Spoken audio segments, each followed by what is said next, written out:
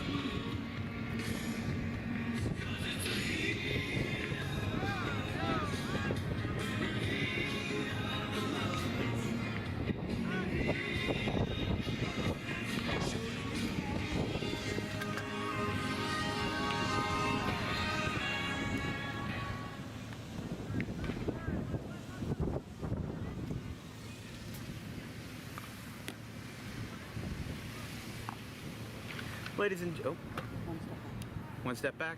All right, cool. There you go. All right, ladies and gentlemen, boys and girls, welcome to the 4th of 5 scrimmages here in the Audubon Baseball 2023 preseason. I'm Dan Wilkins. Today, the Deptford Spartans come to town to face the Audubon Green Wave in black and gold, and of course, this is a bit of an interesting matchup as Audubon High School principals Jeff Leb and Frank Corley, guess what? They used to be administrators at Deptford as well, so it's kind of like a crossroads. I know Corley is somewhere around here, and I think Leb's on his way as well. He might be watching the game today as well, so it'll be a fun one. Deptford, coached by Dave Prager, went 6-16 in 2022 as a Group 3 school. It seems like it's a pretty even matchup when a Group 3 school that may have fallen on harder times last year faces up against a good Group 1 school. You know, it creates a good matchup even if the student body of the school is pretty imbalanced. The game itself can actually be pretty balanced in its own right. So let's go over to starting lineups for both sides. We'll have Deptford up first, if we can get that.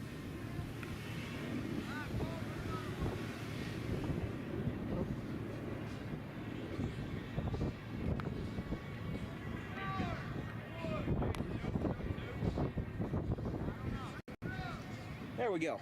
All right, there we go. Our Deptford Spartan starting lineup will be Chase Stockland, number 23, Chris Lout, number 35, Cole Judge, Mike Falls, Cole Krasinski, Devin Ayala, Connor Haley, Jackson Greer, Bobby Lout, and Jay Barber. The starter for Deptford today is Zach Mulbauer, number 18. We'll have positions for you once they take the field, but that won't be until the bottom of the first inning. And then we'll switch over to the Audubon Green Wave, which we have Tyler Wiltsey at shortstop, Charlie Copsetta in center field, Ryan Zimmer at the DH position today, Joey Slavin at first base, Jack Dempsey at second, Nick Caladros on the mound and batting sixth, Bryce Dempsey in right field, Trent Bannell behind the plate, Gabe McCracken at third base, and Jason Stockland in left. Folks, Deptford and Audubon coming up in about less than 10 minutes, so we'll take a quick break and we'll be right back after this.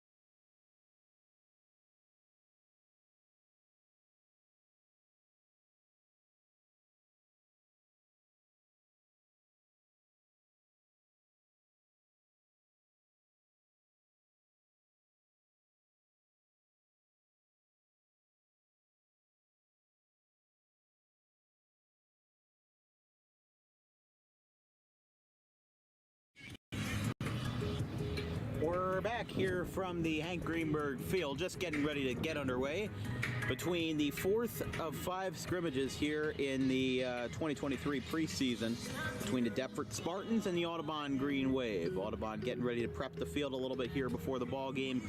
Some of the players taking the green tarp off the mound and picking up some stuff around the batting circle as well to make sure that the field's in tip-top condition for every game. And this is something that, you know, Coach Knoll has really emphasized with his program, is a tough mentality.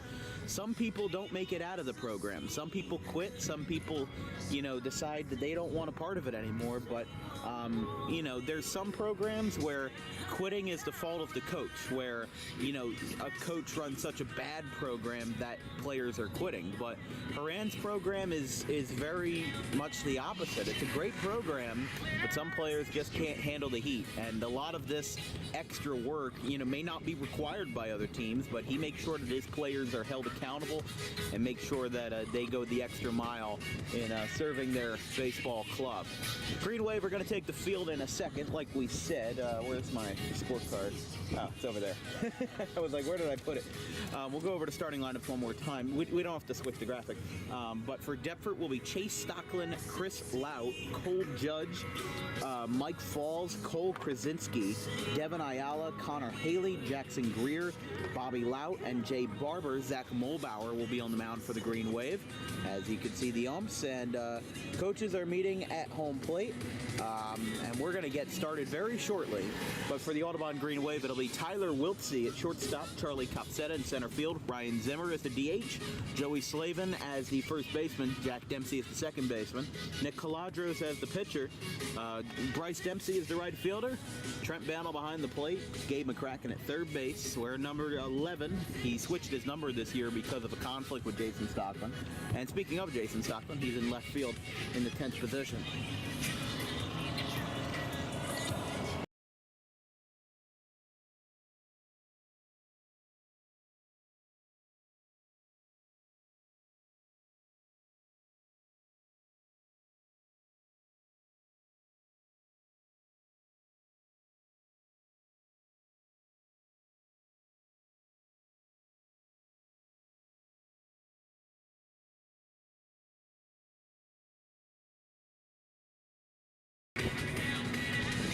So Deptford and Audubon about to get started here. Captains and coaches meeting at home plate. We'll go over what Deptford is going for this year. A Group 3 school, like we said, 6-16 in 2022. They had themselves an all-right year, 3-5 in the Tri-County Liberty Division.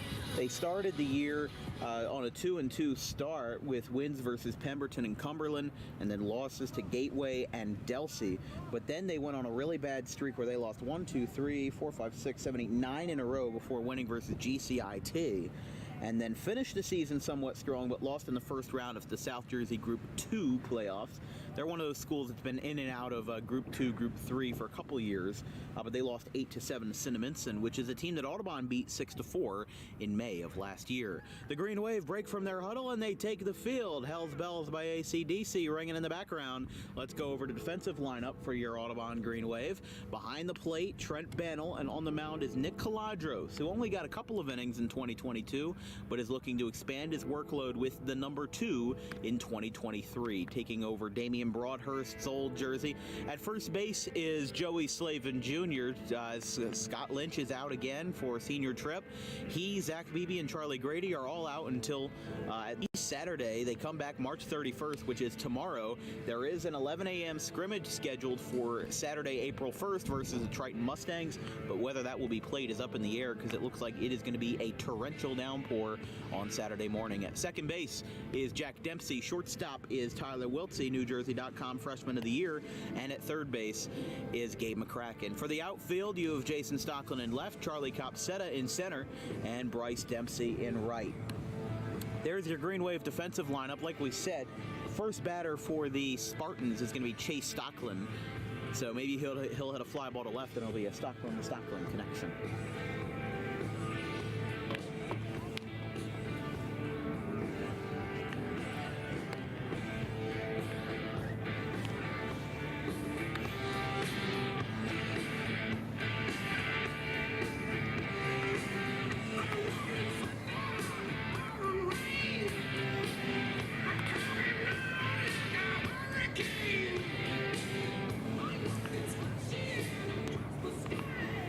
For Nick Caladros last year, which was his freshman year, he's now in his sophomore campaign, didn't have a whole lot of sample time, only mustered, let's see, how many innings did he have last year? He had 15 innings last year, which is actually more than I thought, but a 3.73 ERA, 14 strikeouts, 8 earned runs in 5 appearances and 2 starts last year, and 2 strikeouts per 7, and an ERA plus of 99. So ERA plus basically means that if your ERA plus is 100, you are at league average. So Nick Caladros as a freshman, ERA already at league average. It's a good start, isn't it?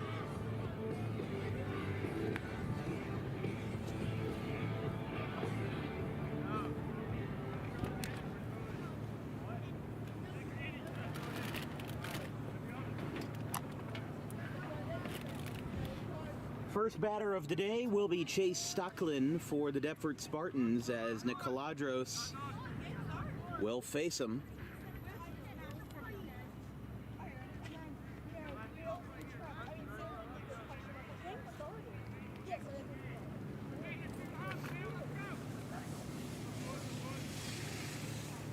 Almost done the preseason, getting ready to start the actual season. Nick Caladros set to face Chase Stocklin, number 23 for the Deptford Spartans. The lefty will take ball 1 downstairs, and we're underway. Like I said, apologies to the folks on the broadcast. You may overhear some of the construction going on in the background. They're revamping the grandstands for the football field as the 1-0. Strike right down Broadway to Stocklin, and it's 1-1. I almost feel like I'm commentating an inner squad again. Caladros to Stocklin. Yeah. With JJ's out in left field. Again, Copsetta in center and Dempsey in right. Breaking ball misses downstairs. Trapped by Trent Bennell, wearing the green and gold catcher's gear today. Last time he caught in the scrimmage versus Enfield, he was wearing all black catcher's gear, so I guess he may be borrowing Ryan Zimmer's today. Here's a ground ball out to second base. Dempsey picks it up. Throw to first is in time. Slavin reels it in with ease, and they'll throw it around the diamond for the first time today. 1 away. So Stocklin grounds out to the second baseman, and this brings up Chris Lout.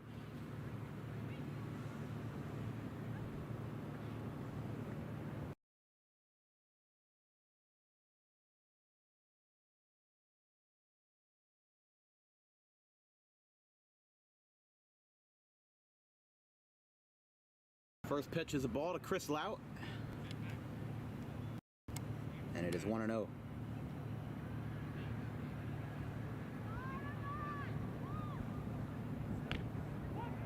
In on the hands and called a strike, 1-1. Chris Lout had 39 at-bats in 2022 and had a 446 OPS, 5 for 38, or 39 rather, had 1 extra base hit. Listed as the class of 2024, a junior this year for the Spartans. So he'll have 1 left after this year. It's 2-1 after a breaking ball to the righty Lout. One of 2 folks in the lineup today with that surname.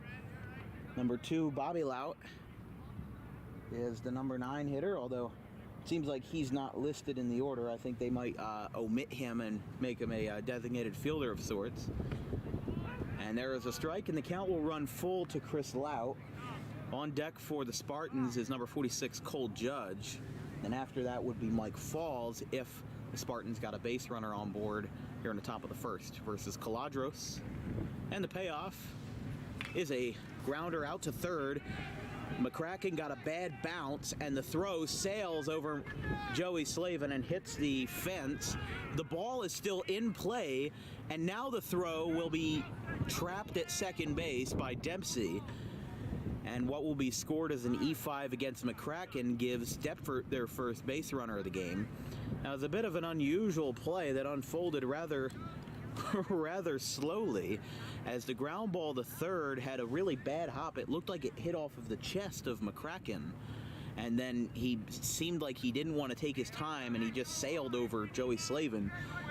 And I gotta say, airmailing a throw to Joey Slavin is hard to do, considering he's 6'3" and has good reach, has a good wingspan, and has a good ability of jumping, because he does play basketball. He's one of the varsity starters from this winter.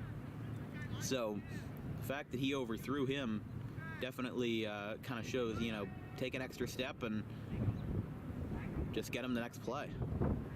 Line drive, that will be foul over towards the JV field.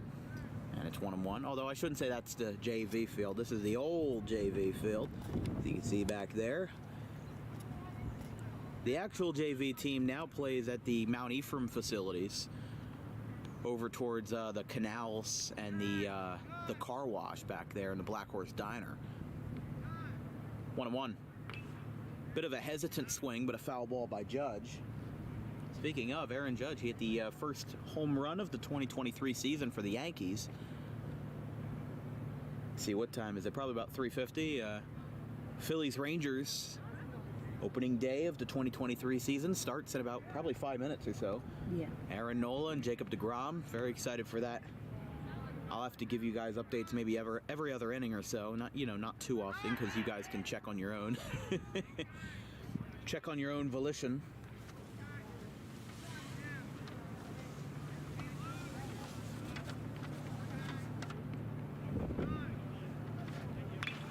Here's a fly ball, or rather ground ball. Sorry about that. I was taking out my scorecard and I missed a play. Ground ball to third. That will be his second out. So McCracken gets a little redemption and gets the throw this time. So there's 2 outs. Judge is retired. This will bring up Mike Falls.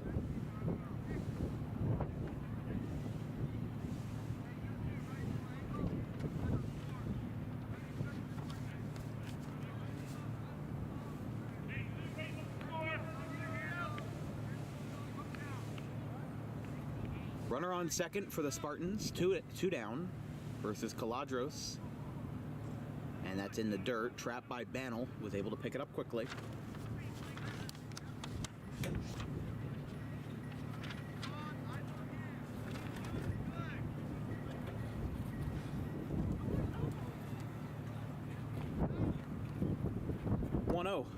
Never mind, stepped out of the box. Bannell's going to talk to Nick.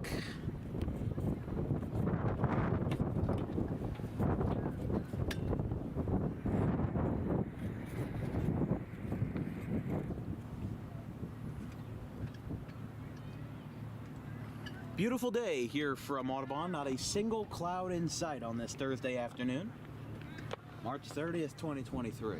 And the 1-0 is inside. It's 2-0. If this inning were to continue, Cole Krasinski will be the next to hit for the Spartans. Mike Falls last year, 45 at-bats and 13 hits, 5 doubles, and 289 batting average with an 829 OPS. And there is a strike on what appeared to be a breaking ball. It's 2-1.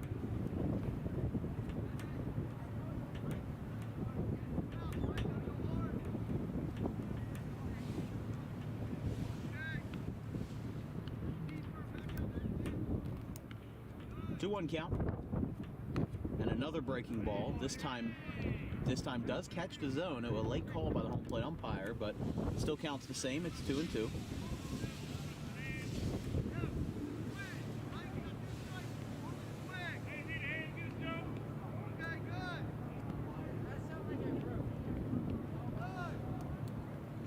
Oh, that's a plunker. I couldn't tell where that hit him, whether it was on the upper back or I don't think it hit him in his helmet, but he seemed to duck down in time. He'll take a free trip to first base, and this will bring up Cole Krasinski.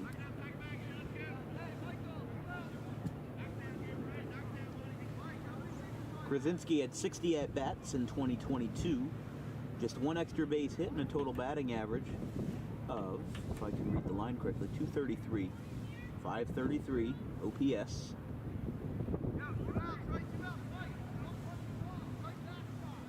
What it appears to me is that Deptford did have some good pitching last year. They just couldn't seem to really make it all click with their offense, which is a problem that a lot of teams have. High school baseball, in of itself, is very lopsided. And I think everybody can agree with that, there's a strike on the inside corner to Krasinski, but there's a lot of problems with how the imbalance works in high school baseball. You know, there's just some teams that are so good that they cannot be stopped, and then there's some teams that just perennially just cannot get a team together. You know, whether they play games or not, they just can't seem to hold a consistent, you know, grasp on their players. Like Woodbury, they seem to be back this year. They did not play last year, and just 10 years ago, they were a 500 ball club who had a deep playoff run. And then after less than 10 years, their program basically folded.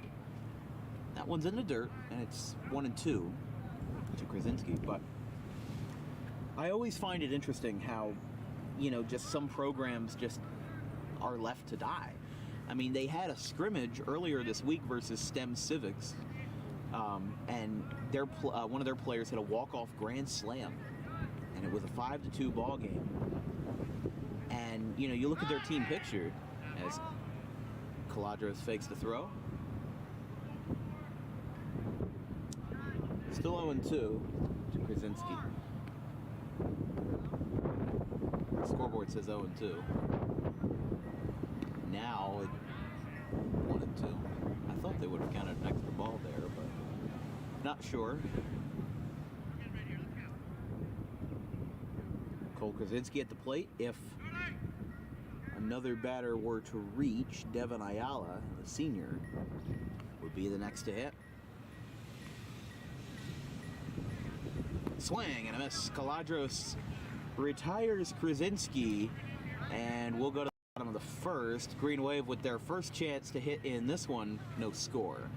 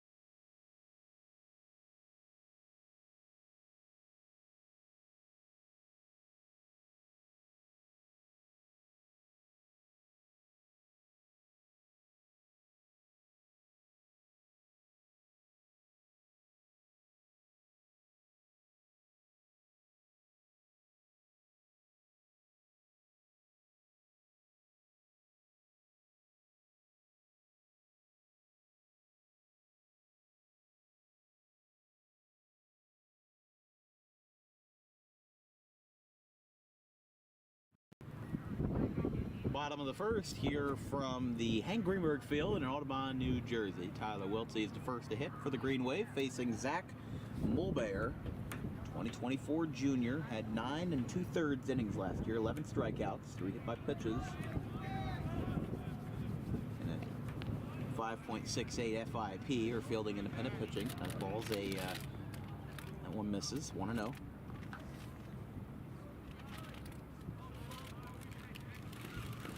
Inside again.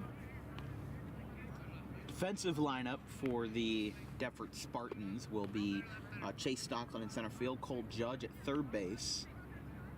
As there is a ball, 3-0. Wiltsey off to a good start already. Devin Ayala at first base. Haley at second, Greer in left, Lout in right, and Barber at shortstop. 3-1 after that pitch was called a strike, and here's a line shot out towards left. And that is a fair ball headed out towards the left fielder Greer, and Wiltsey's got himself a double. So Tyler Wiltsey leads off the bottom of the first with a two-bagger, and this brings up Charlie Capseta. He had a hot start to the off-season, but not so far in the spring season has he shown that power stroke that he really showed in February.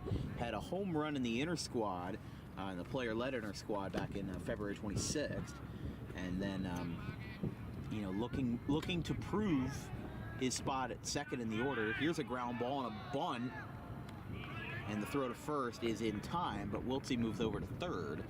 So beautifully executed bunt by Charlie Capseta, and now Wiltsey is 90 feet away from giving Audubon their first run of the afternoon. Practicing some basics. Yes, people don't like to bunt, but it is a part of the game that is very, very necessary. You don't see it as much in Major League anymore, but definitely in high school. I would say that you don't see it a lot in certain situations in high school. In major leagues, there's a swing and a miss. Like in that situation, he probably doesn't bunt if he's a major leaguer. Right. But just because in the major leagues, I would say it's not, I'm not saying that everybody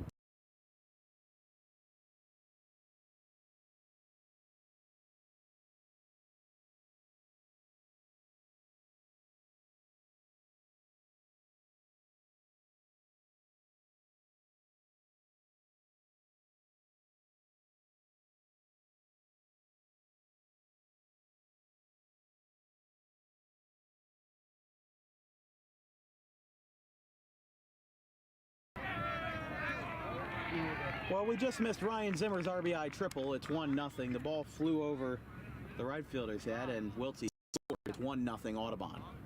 My apologies for that. We have a lot of production things we need to work on. Here's Joey Slavin.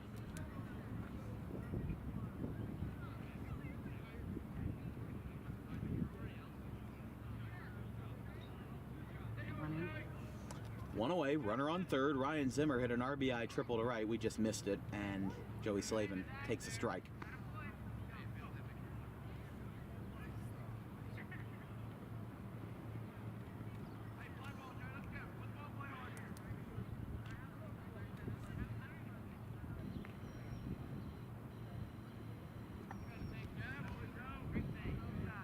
One and one.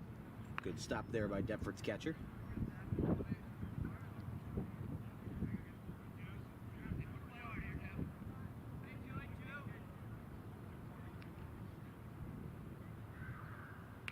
Ground ball foul.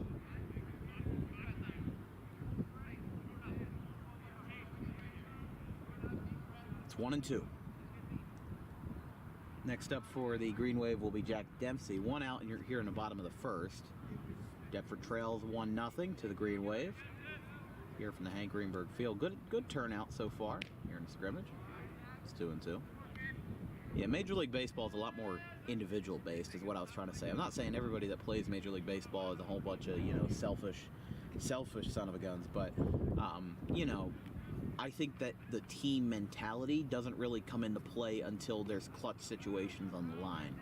Like if you're in the bottom of the 8th inning and you need to move that fast runner from second to third, then yeah, you're going to bunt. You'll probably get some guidance from, the folks that are managing and coaching the ball club to do that. But, if it's in the second inning or the first inning, you probably won't think to do that yourself unless you're somebody like Joey Votto or a really team-focused player that has that mentality. But Slavin goes down on strikes, and now there's 2 away.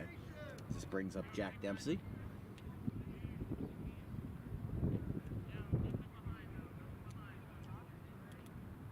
Caladros is grabbing a bat and is on deck, so I'm presuming that he will bat today.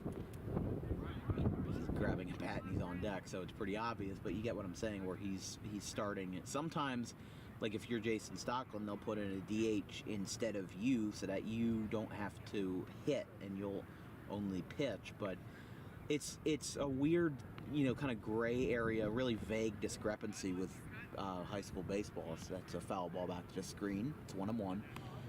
It's really vague with, there's no universal DH, but there's also no non-universal DH. So it's kind of at coach's discretion. It's kind of like their wild card. Ryan Zimmer today is DHing, Trent Bannell's catching, but Nick Caladros is also in the order. So they're hitting 10 guys.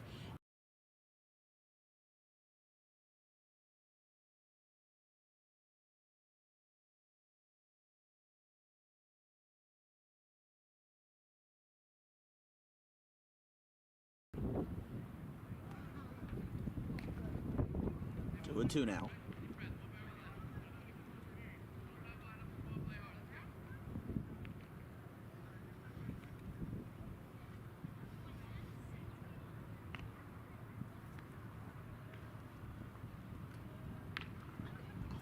I'll fix it.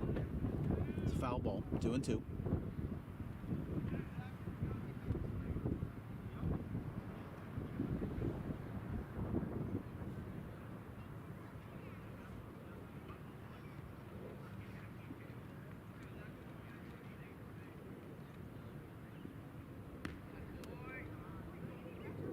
That's a ball.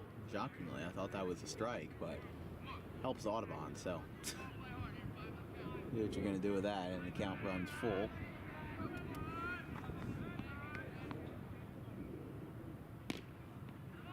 And that is ball 4, so Dempsey walks and Caladros will grab a bat and hit. Runners on the corners now.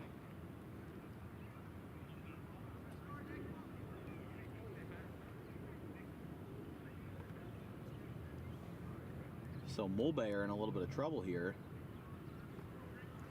Mulbayer had a whip last year of, it'll show, there we go, 2.17. So again, whip does not mean, what's that song from the 80s? Whip it good. If you want to know. Stands for walks plus hits divided by innings pitched. So take your walks, you take your hits. It's pretty simple. It's a pretty simple math formula. Baseball statistics are pretty easy to understand if you've ever taken a stats class in high school. Here's a throw down to second base, but now they're going to try this play again, but Deptford caught on. Zimmer's in a rundown, and he escapes the rundown, and he is still going to be out at third. He got around the tag the first time, but couldn't get back to third on round number 2. Audubon gets a run home. They're up 1-0 here in the bottom of the first. We'll go to break.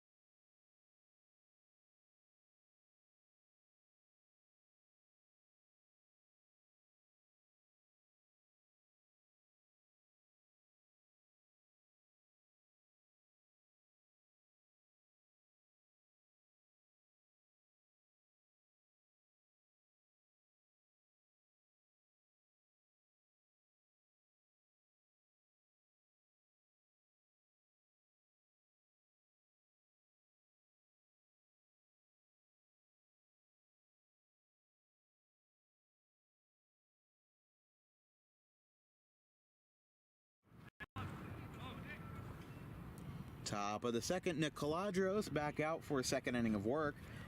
He held Deptford scoreless. They got two base runners, excuse me. Can barely speak today. First batter is Ayala, Devin Ayala, and the first pitch is a ball. Number 43 of the first baseman. Due up in this inning is Ayala, Haley, and Jackson Greer. One's upstairs. 2-0.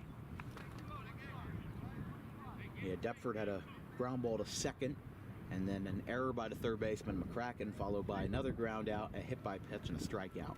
So 5 batters and no runs, no hits either. But an error and a hit by pitch, you know, they still put the runners on the bases no matter how you slice it. You know, even if it's not scored as a hit on the scorecard, it's still going to hurt you if they come around to score. Ground ball, foul down the third base line, and it's 2-2. Beautiful sunny afternoon. Couldn't get much better than this here from Hank Greenberg and Audubon. I don't know what the weather is. I don't have my phone on me. I think it's charging in here. Here we go. We'll take a look at what we got in just a second. It's the 2-2 pitch to Ayala. There's a ball. 3-2. 48 degrees. Certainly doesn't feel like it here in Audubon. Especially in the shade. Especially in the shade. Yes, you are in the shade. Yes. Wind blowing west to northwest at 9 miles per hour, so wind is basically blowing parallel to left field. Here's a ground ball, another one foul. That'll skip off the Audubon dugout. Gabe McCracken, he picked it up, and it looked like he was about to throw it to first on like the trick shot. I don't know what they would call it in baseball, but you know the basketball trick shot game where you have to, it's called horse, I'm pretty sure, where you have to, like make certain shots. Like if player A makes a 3-pointer off the glass, then you have to make the 3-pointer off the glass. All that jazz. Payoff pitch to Ayala is a strike. Looking on the curveball, placed perfectly by Caladros. Maybe a little bit low for my liking, but that'll be the second strikeout for the Green Wave, and Devin Ayala will head back to the dugout. Here's Connor Haley, 54 at-bats in 2022, 15 hits, 3 doubles. On the entire Deptford Spartans ball club, not a single home run. 2 Colonial Conference teams did that. Haddon Township and Gloucester did not have a single home run from their folks during the entire season, which, hey, you can win ball games without hitting home runs. You know, there's some fields that are very hitter-friendly, like Paulsboro. Paulsboro has a whole short porch in left field, and you'll get to see that on May 9th when Audubon travels to Paulsboro to face the Red Raiders. Caladros in some trouble, though, early. It's 3-0.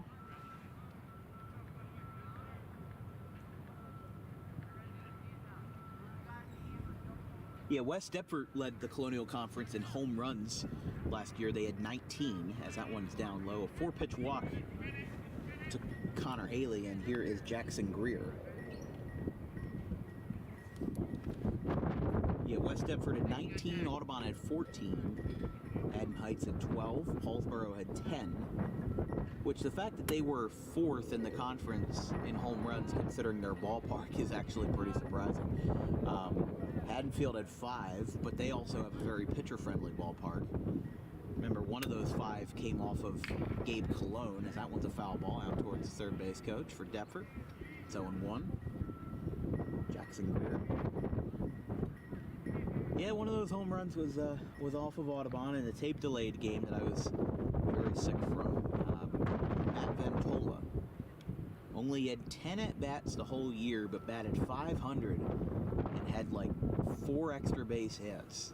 He was a bench bat, but he was the most darn valuable bench bat that they had. Caladros threw over to first, but the throw bounced. Slavin was luckily able to corral it in. It's 0-1 to Jackson Greer. Next up is Lout, the right fielder, followed by Jay Barber, excuse me. And Ban will drop the ball, so free base. Free base for Haley. And now the Spartans have a runner in scoring position. Yeah, after that, then it gets pretty thin in numbers. Gateway had 2, Haddon Township had 2, Collingswood had just 1, and they have a hitter-friendly park too. They have a very hitter-friendly park, but Gloucester and Sterling had no home runs their entire season.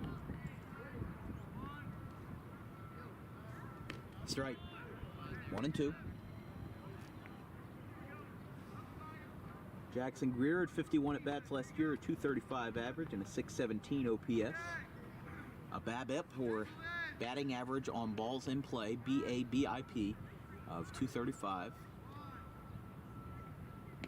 Strikeout. Another K looking. Both of the outs here in the top of the second have been on strikeouts looking with Caladros. And here is, excuse me, Lout. Derek Hall is playing first base for the Phillies. Yeah, Derek Hall, first base. Good for him. Throw back to second. He faked it.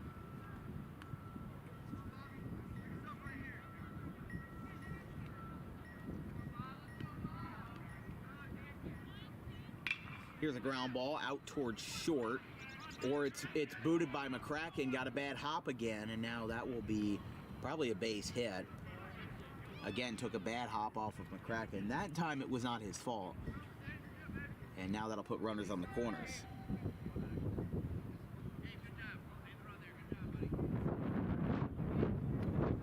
So bring up Jay Barber.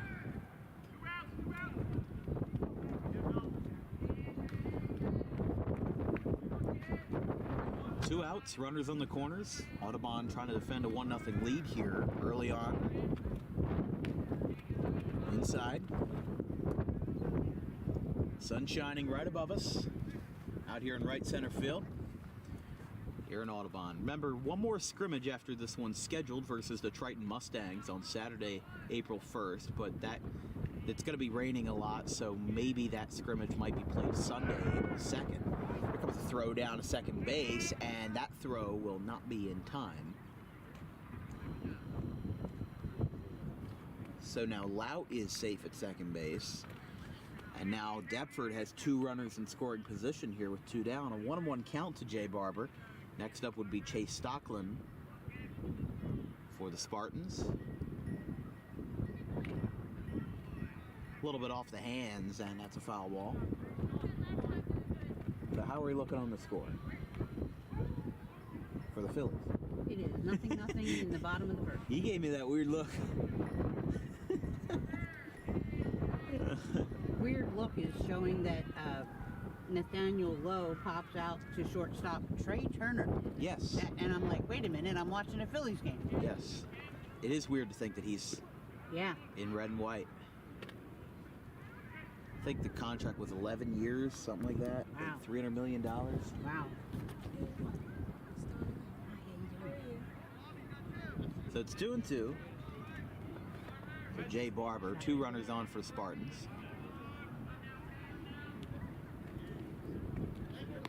Did he go around? Yes, he did. Caladros out of the jam again.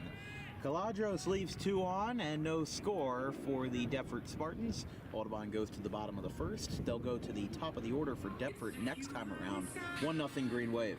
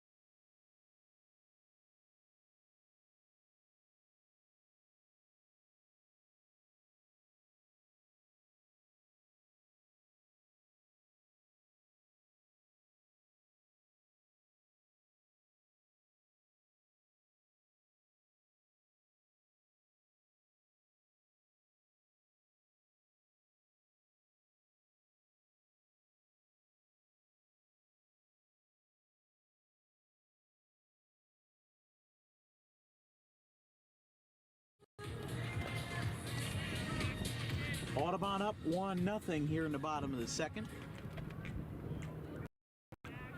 As the Cold Heart remix by Elton John, Dua Lipa playing in the background. Here's a ground ball past the third baseman, Judge, in the left field.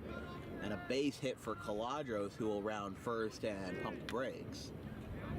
So first pitch, and Caladros wasting no time.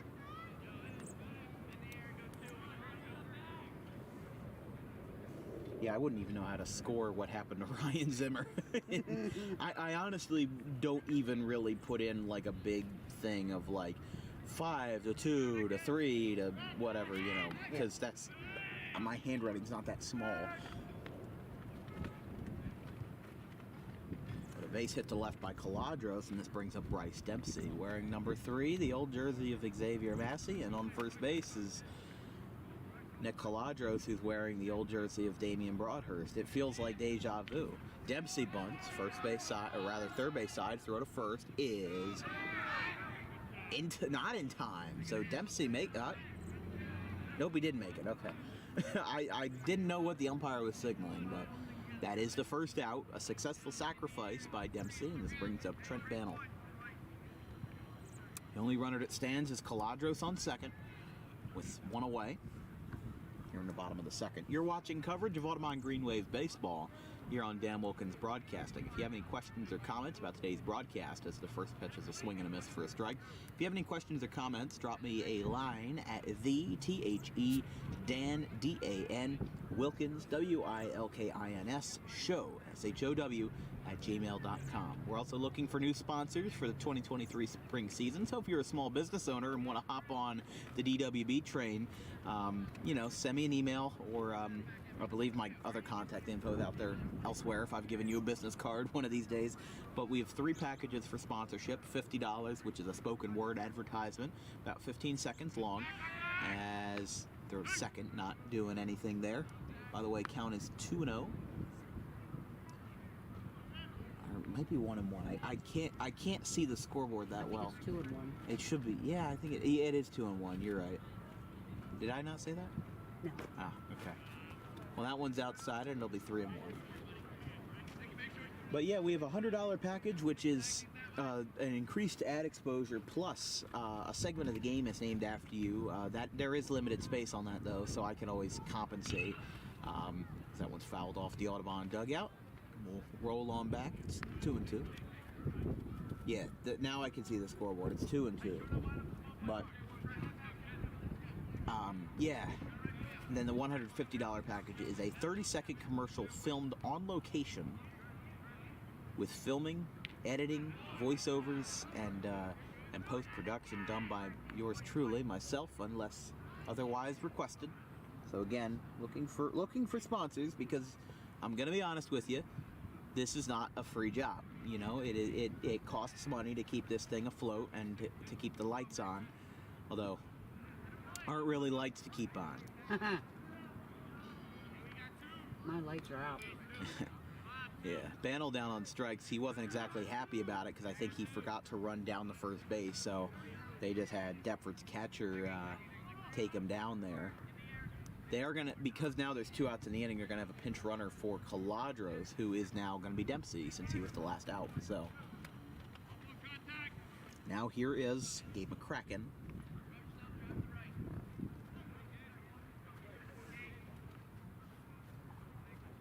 First pitch, nope. Throw back to second, not in time.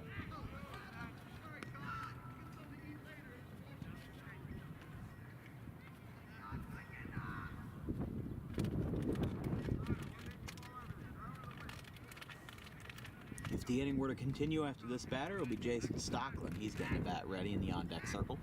I think he's even visible on camera right now. He's somewhere out there.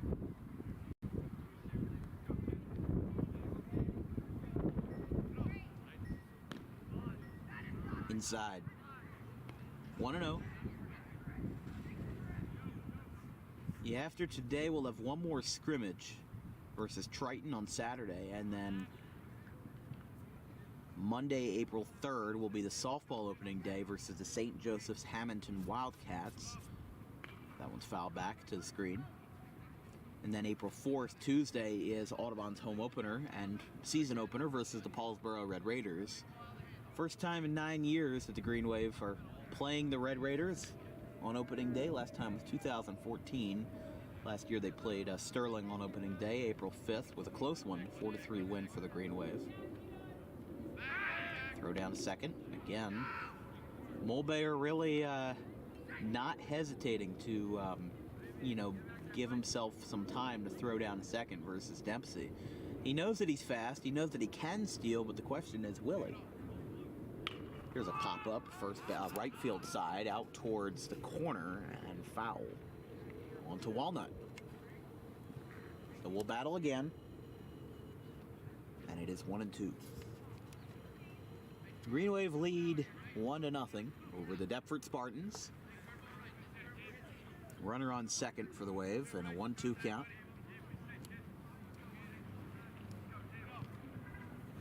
And there's another one, got jammed a little. And just past the visitors' grandstands. So McCracken staying alive versus Mulbayer. Or Mulbayer, I believe is what the manager told me.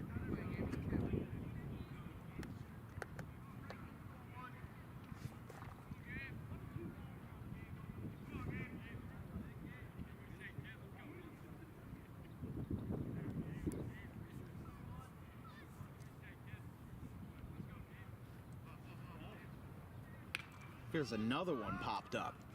This time it looks like it's in play. And it's dropped by the catcher. And now Dempsey will have to return to second base.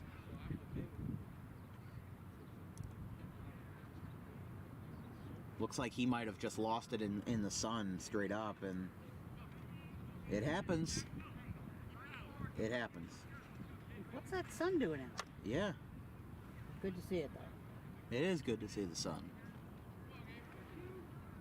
You know, I've always said after what? Sorry. What? Alec Boehm just hit a home run, put the Phillies up 2-0. Nice, nice. There's another foul ball. I was like, is there like a spider on you? Is there a bee? No, there's a a wasp. First home run of the season for the Phillies. Very nice. You said a 2-run homer? Yeah, Castellanos was already on base. Nice. Very nice start for Philadelphia. Sorry, I got a little excited there. Ah. How dare you be excited about the hometown team? I know. Got my Mine's Phillies outside. shirt on today. I also have my Philly shirt on Representing. today. I usually wear the Audubon hat when I do Audubon games, but It's opening day. I omitted that in favor of, I have this Phillies All-Star Game hat from LA, which is black and gold. There's a swing of us. Throw down is in time. Inning is over. And that will retire the side. So, Green Wave leave a runner on, and we'll go celebrate with the Phillies during the break. Go to the top of the third. 1-0.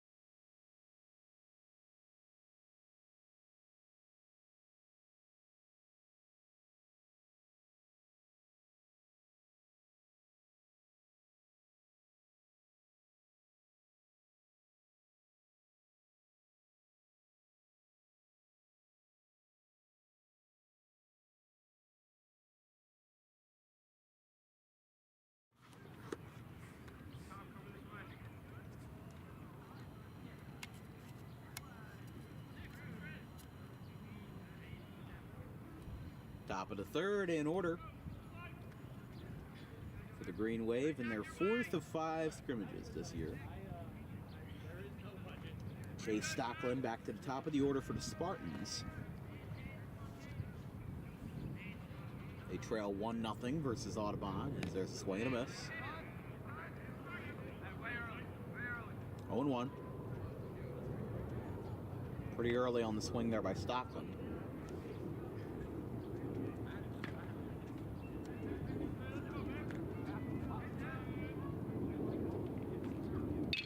Hot shot back up the middle, base hit.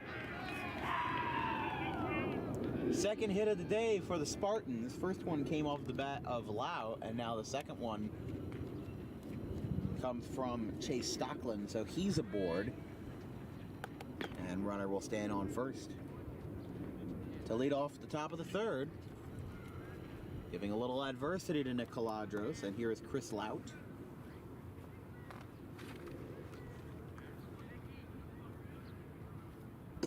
Excuse me. Throw to first, nothing doing.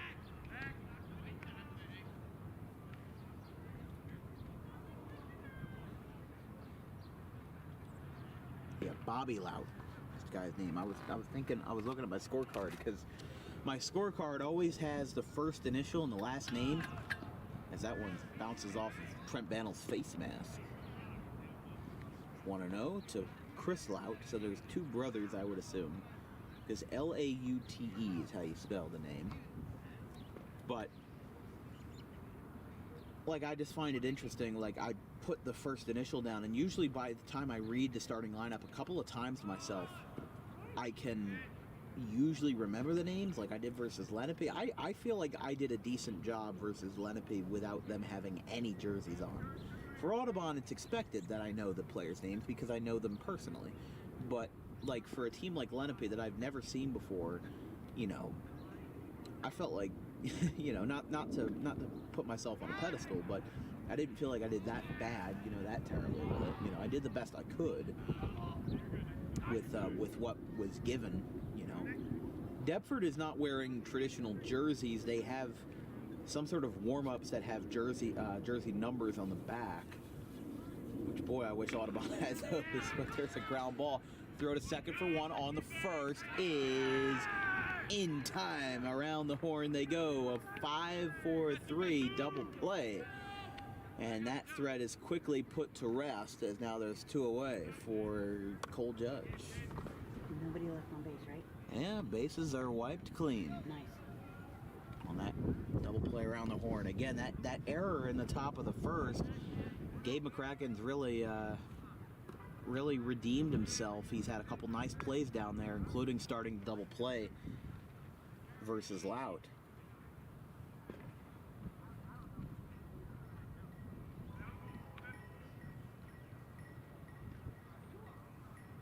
So now Cole Judge, count is quickly 2-0.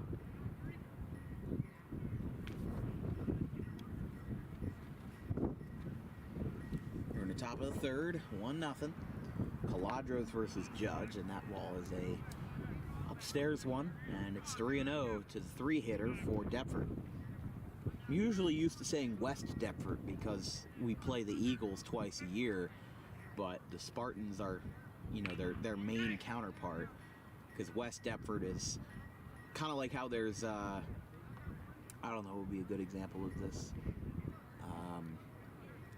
I don't know what would be a good example of that at all, but you get the point. West Deptford and Deptford are two separate towns. But there's no East Deptford. There is no East Deptford. So it's kind of weird to have West Deptford without an East Deptford. That is weird. Yeah. I know there's Cherry Hill West and Cherry Hill East, but there's a fly ball deep to left. This one is back, and Stockland, did he get there? He did not. Couldn't get there, and Cole Judge will have a double. You're kidding. What? Oh, I thought we were frozen. No, I said he lost it in the sun. Oh.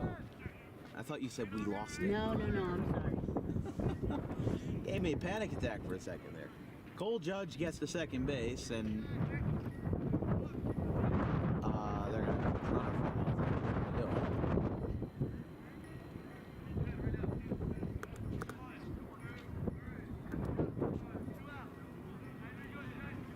2 outs and a runner on second for the Spartans.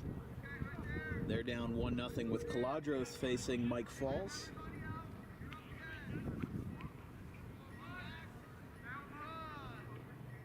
First pitch in the dirt, 1-0. Caladros facing a little bit of adversity. He got a get-out-of-jail-free card, if you will, when that double play went around the horn, but now, with the runner on second base, there's really no hiding it. He's got to face the music.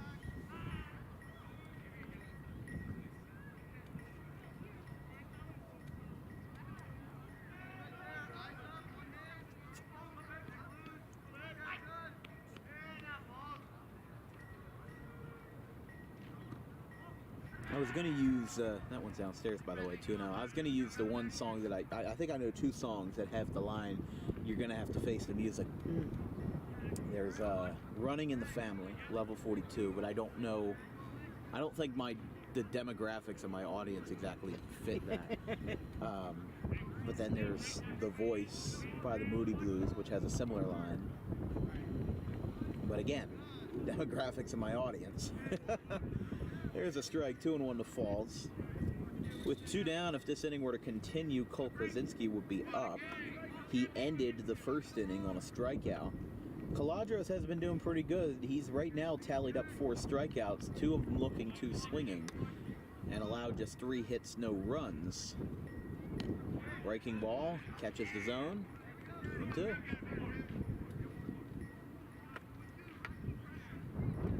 On deck for the Green Wave in the third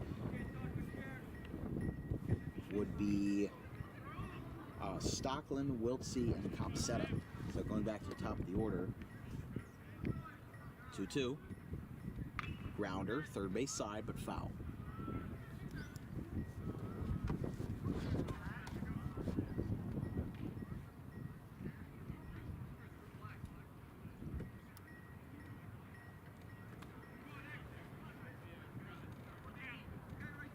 Top of the third inning for the Phillies, Brandon Marsh hit a triple. Followed that by Trey Turner hitting a triple. It's 3-0 Phillies. That's good, good. Down low, 3-2, 3-2.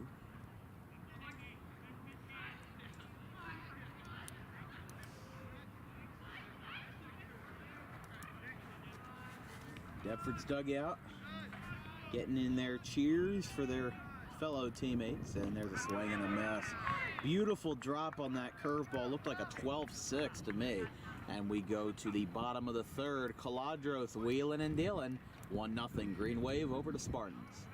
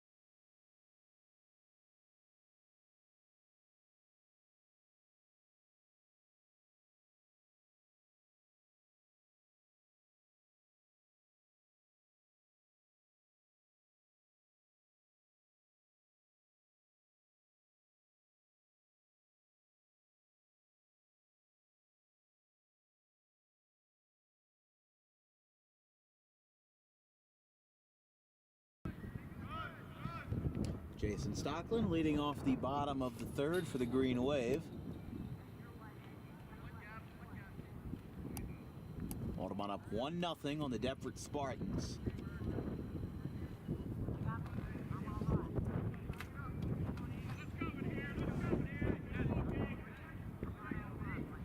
A little bit of wind coming in, a little chilly, but still good weather, still fair nonetheless. It's 1-0 to Stockland.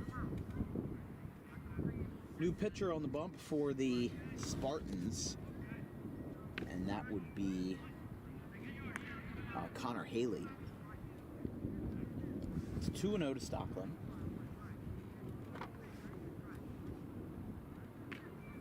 First pitch strike. Or rather, first strike. There we go. 2-1. I was gonna say, how do you get the first pitch after the first two? Oh, I don't know, man. I don't know. Popped up. Foul.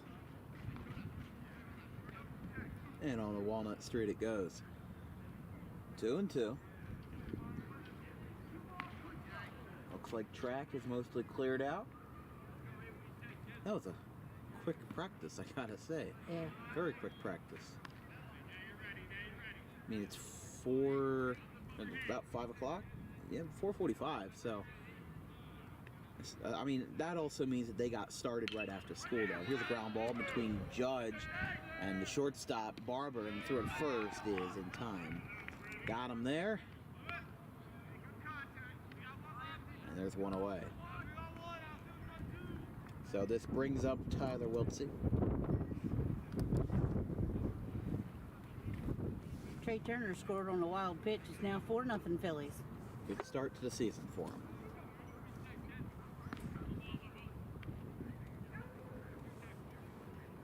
Line shot to left. Foul.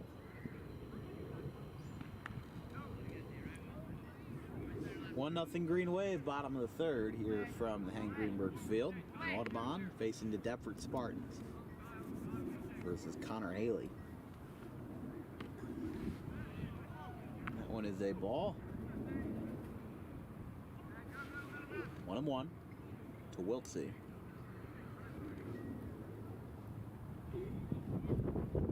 Haley's 1-1 hits the windscreen, and it's 2-1.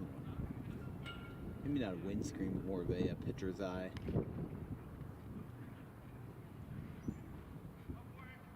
Looks quite exquisite back there.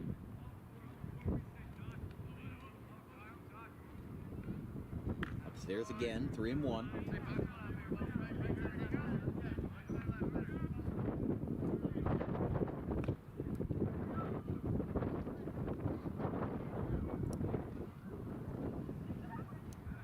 Wiltsey with the count in his favor, and he's going to take a free trip here. All 4 to Tyler, and he walks. Still 1 for 1 today. Had a double at his first at-bat. Came around to score on Ryan Zimmer's RBI triple that our cameras missed, and he's the only runner to score today.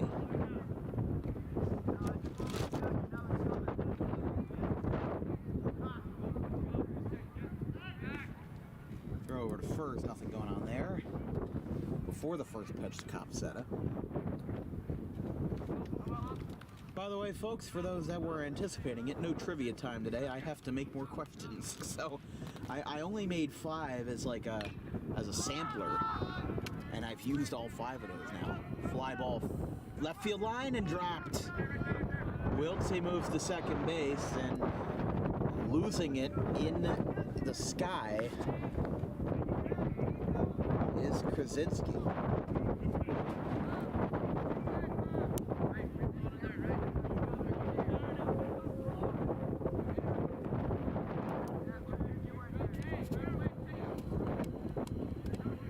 So now it'll be Ryan Zimmer with 2 runners aboard.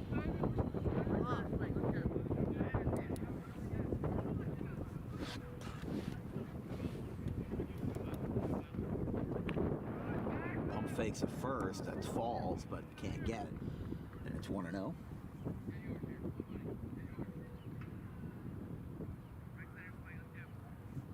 Ryan Zimmer up here with 2 on. Maybe we'll get a good swing of him this time.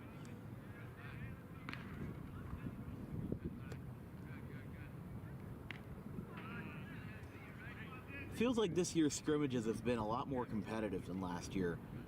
You know, the first scrimmage that I covered was very competitive. It was a 4-3 game between Audubon and Kingsway, Kingsway being the victor. But it was just so interesting because Audubon was showing great resiliency versus a Group 4 school like Kingsway, and they did the same earlier this week versus Lenape. But like, they played Paul Sixth, it was 9-3. They played Cedar Creek, they lost 19-6. This year, all of them have been competitive, maybe with the exception of the Enfield game, where Enfield was scoring a lot of runs, but really never got that close to Audubon's lead. And that was a 12-6 final score as the game ended in the 6th inning. There's a strike. 3-1 to Ryan Zimmer. Runners on first and second in a 1-0 game here between Deptford and Audubon.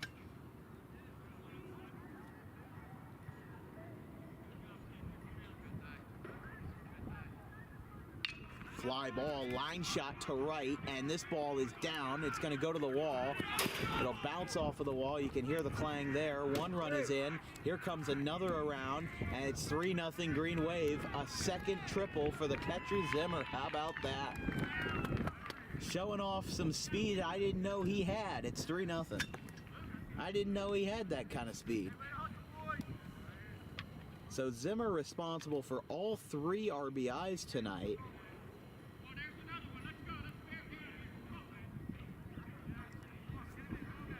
So he continues a great stretch here. And now he is the only runner that stands on on third.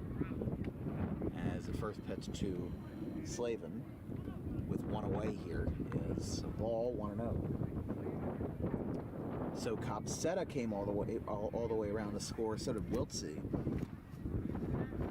Zimmer 2 for 2 with 2 triples. Both of them were hit the other way, and I mean, he said last year that he was a, kind of a merchant of hitting the ball to right field, heading it the opposite way. But he's shown it, and he's shown that he can fly around those bases, especially when the ball isn't handled properly.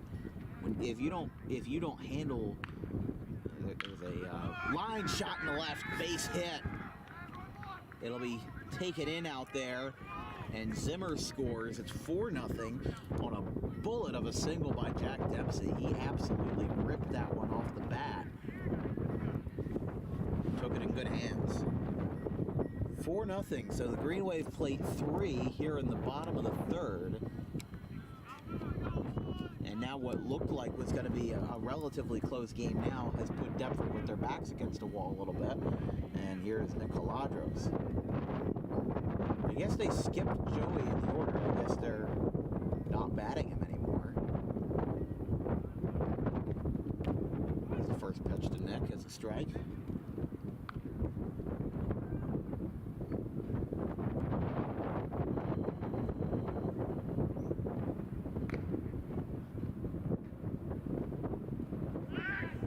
Throw to first, nothing doing.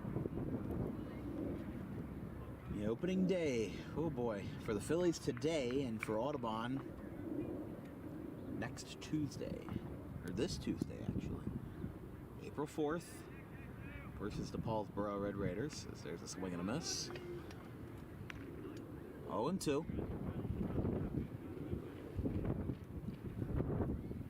But and then after that is a road game at Haddonfield, which we'll have to do a little bit of testing on, but another throwback. We'll do our best to bring it live. Yeah, we will. Haddonfield may not have the best internet service, and we had to tape delay the game last year, but we will do our best. If the game cannot be broadcast live, I will post live updates on our Twitter at DW Broadcasting, so you can not miss a beat of the action. That ball just went into center field, and Dempsey stole second base, and he still can't pick it up. It took him a long time to bring that one in, and Dempsey steals second base. 2 outs now, because Caladros didn't strike out. They tried to throw out Dempsey at second base, so with 2 outs, that's going to bring up Bryce Dempsey. 2 outs, runner on for second base, excuse me. And Deptford's coach was going to talk to Haley, but he decided against it, and he'll have to face Bryce Dempsey now.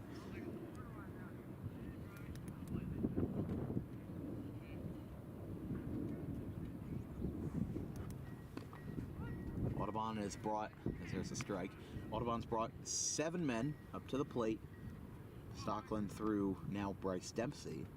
And if he were to continue to string, then Trent Banner will be on deck for the Green Wave. There's another one. Great pitch there by Haley. It's 0-2. You could actually hear that call. Yes, you could. Don't always hear it. I mean, it's quiet enough here that it's a bit more, it's a bit easier to hear audibly. The 0-2. It depends on the ump too, though. Tapper out towards second base, throw to first is in time, and the side is retired. Green Wave brings 7 up to the plate and score 3. They've extended their lead by a couple hairs, and it is 4-0.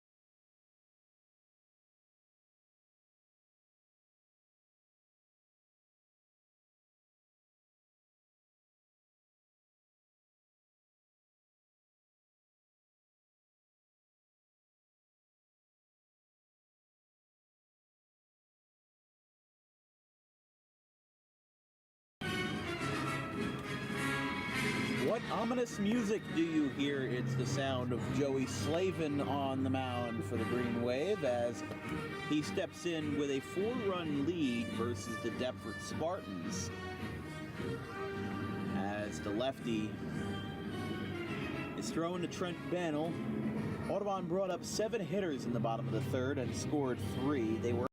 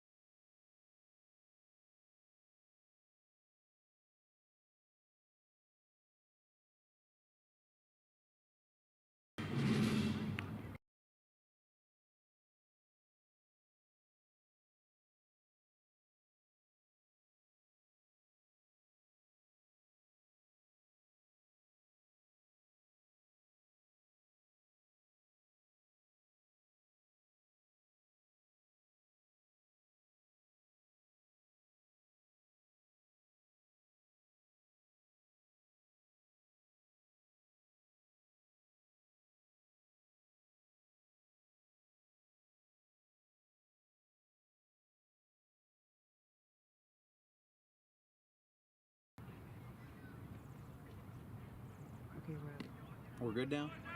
yeah, I think so. Okay. Faulty equipment back at it again. This is why you should donate to the Dan Wilkins Project.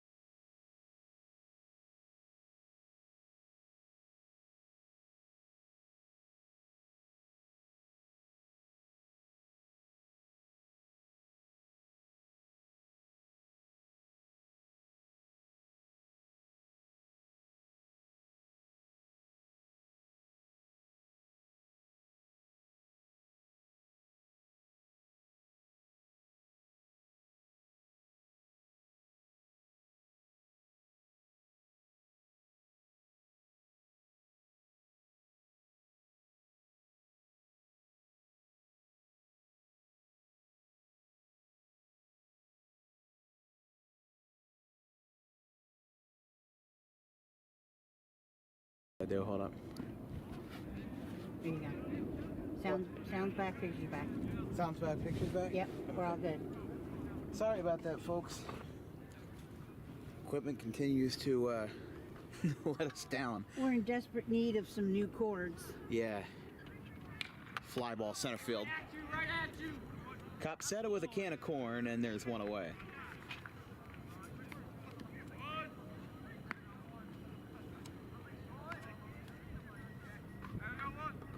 So fly ball to center by Krasinski, and this will bring up Devin Ayala. Struck out looking his first time.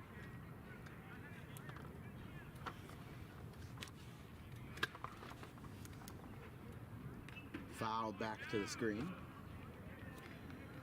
You good again? Okay. Just making sure. Yeah. I mean, this is working proof that we need some new equipment out here, some new cords. So if you want to help keep Audubon baseball live and on the air, well, don't keep, not the baseball team itself, but keep us on the air. Then there's a Venmo, I believe she's bringing up a picture of it, a screenshot. Bring it up in a second. It's an 0-2 pitch here to Ayala, and it's outside. Mark that down real quick. Fly ball to center. It's going down. So yeah, let's oh, come on, Joey. Don't work that fast. I need to advertise. How dare you work fast on the mound? 1-2. Tapper. Slavin leaps to get that ball, and he airmails McCracken, and falling down, stumbling, is Ayala, and he gets into second base. He did a full-on somersault. I don't know if my cameras picked that up. Yeah. It did? Yeah. Did it pick it up fully? Yeah, I think so. Oh my goodness, wow. Ayala fully just somersaulted into a two-base error. Yeah, he kind of lost his footing as he came around first. Yeah, that reminds me of Ben Revere. He did that one time. He was on a triple, and he was running so hard, he tripped over his shoes, did a full-on somersault, and still got a triple. So that will be an E1 on Slavin. And let's bring up that picture again now that we have that up. So let's see right here. I'll bring it up. There we go. There's the QR code for DW Broadcasting. What's that? You can also find it on the Facebook page. Yes, if you look up Dan Wilkins Broadcasting on Facebook. I'm personally not active on Facebook. She manages that. So, first pitch to Haley is a strike. So again, that'll be scored as an E1 against Slavin. And Ayala stands on second base.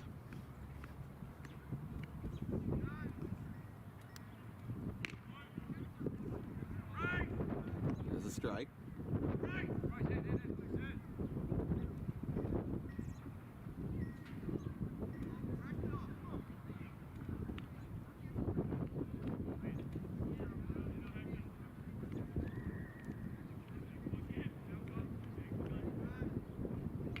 Fouled back.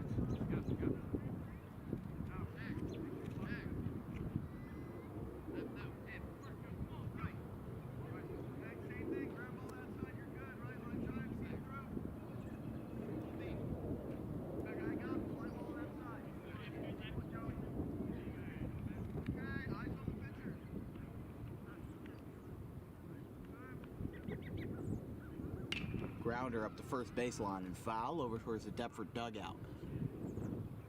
And it is 1-2. As the birds are starting to perch a little bit on the field. There was one that was up on the fence and up on the porta potty. I was looking for Alfred Hitchcock. The birds. You never saw it. I don't watch Alfred Hitchcock. I don't watch Hitchcock movies. I know There's a bunch of black crows like that one that line up on that the was fence. an oriole, not a crow. Oh, I thought it was a crow. No, it was orange, like the one in center field.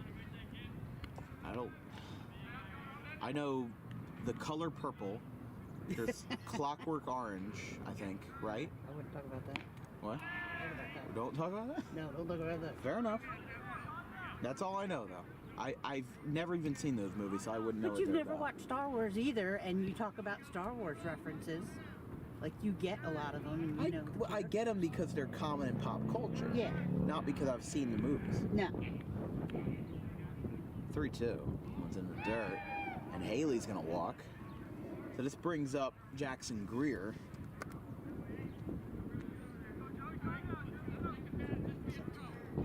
What? It's one down. One out, 2 runners on for the Spartans, and here's Jackson Greer. They'll stand here at the dish with runners on first and second for Deptford.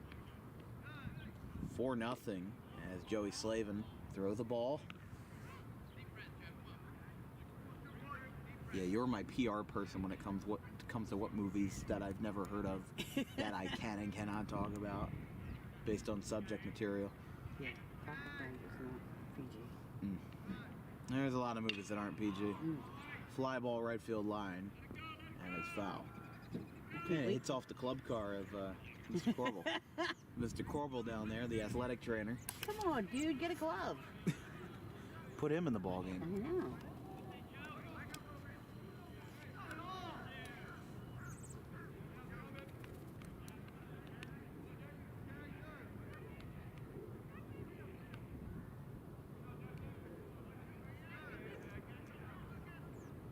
Line shot out to Wiltsey, and another bad hop. Infield playing very rough today. And Copsetta drops it in center. And 2 runs, just 1 run, excuse me, will score. And the Spartans are on the board. It's 4-1. So the runners stand on the corners. And that will now bring up Bobby Lott.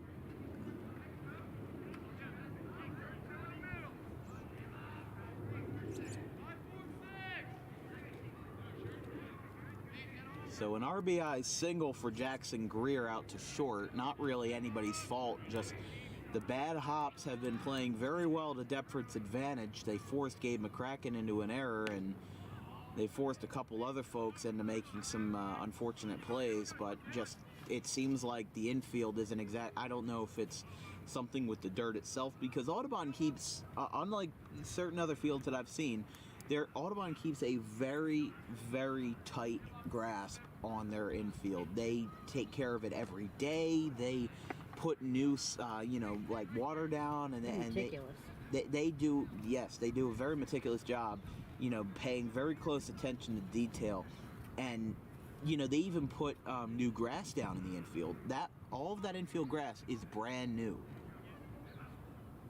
Here's a line shot in the right, past Dempsey, and it goes to his brother. Deptford gets another run home, and it's 4-2. So Spartans clawing their way back. And now that will put runners on first and second after the RBI single by Lott. And this will now bring up Jay Barber.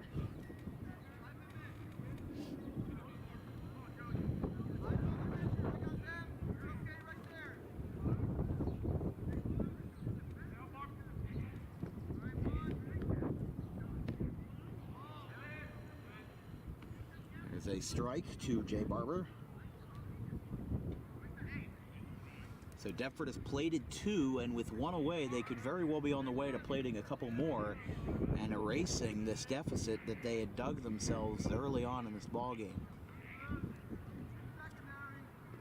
In the dirt, 1-1, and now there's a runner going to third, and everybody's safe. A late steal, a late double steal by the Spartans, and both are safe. So runners will now be on second and third with 1 down. Oh boy. Shaking things up, getting interesting. Yeah, not in a good way if you're a fan of the home side. Not for us, but yeah. Yeah. Barber, the 10th man in the order for the Spartans, swings and misses. And it is 2-2.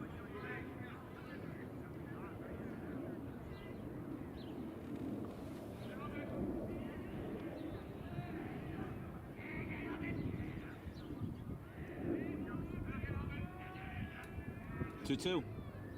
In the dirt. That one skips away. And Deptford will stay where they are. Slavin covering home plate.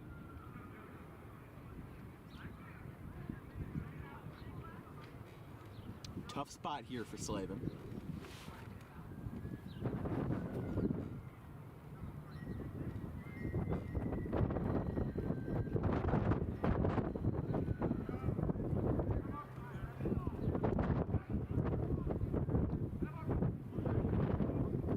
Two and two. Fouled back. Barber keeping at it here.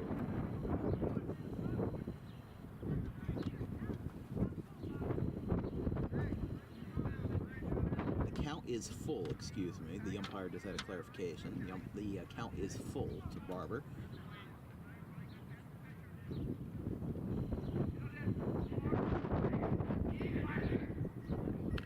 All four. Wow. Barber had an immediate reaction. He knew that that was a ball. And this will now bring up Chase Stockland as everybody moves up 90 feet. Bases are loaded for the Spartans, and they've put themselves in a prime situation here for the top of their order for Stockland, who had a base hit in the in the third inning. And then was called out on a double play. He was running second base and was gunned down, taken down.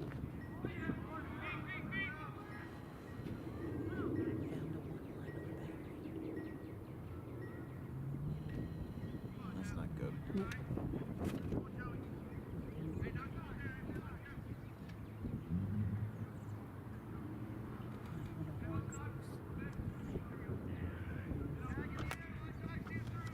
1-0.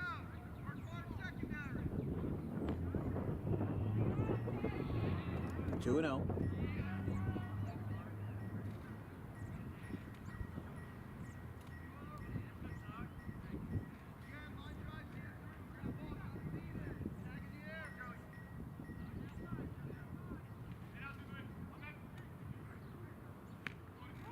There's a strike.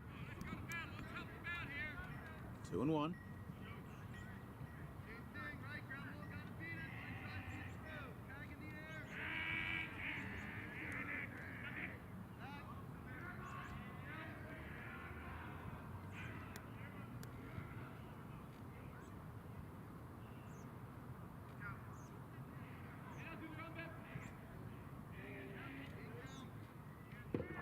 That a plunker?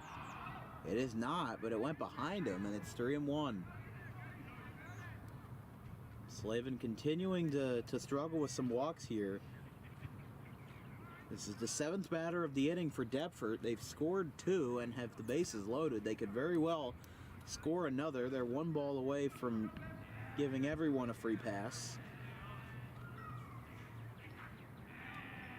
Tough spot here. Ball 4. Wow. That wasn't even close. Run scores for Deptford at 4-3. So a walk to Stockland. And Greer will score. Bobby Lott moves to third. Jay Barber moves to second. And now Chase Stockland will be at first. Bases are loaded. And Wade Geis will go out to talk to his man. In better news, Alec Bohm doubled in the top of the 4th, followed by Brandon Marsh doubling, and it is now 5-0. They have forced DeGrom out of the game. Good day for Philly. Just letting you know, folks, we are having some current power supply issues. So if this broadcast goes dark, it may not come back up. And if that is the case, then we will let you all know on the DWB Twitter page with further updates about today's game. But we're going to try to figure something out during the break. There's 1 down, and Deptford now only trails by 1 as a bases loaded walk to Chase Stockland. That one goes to the backstop.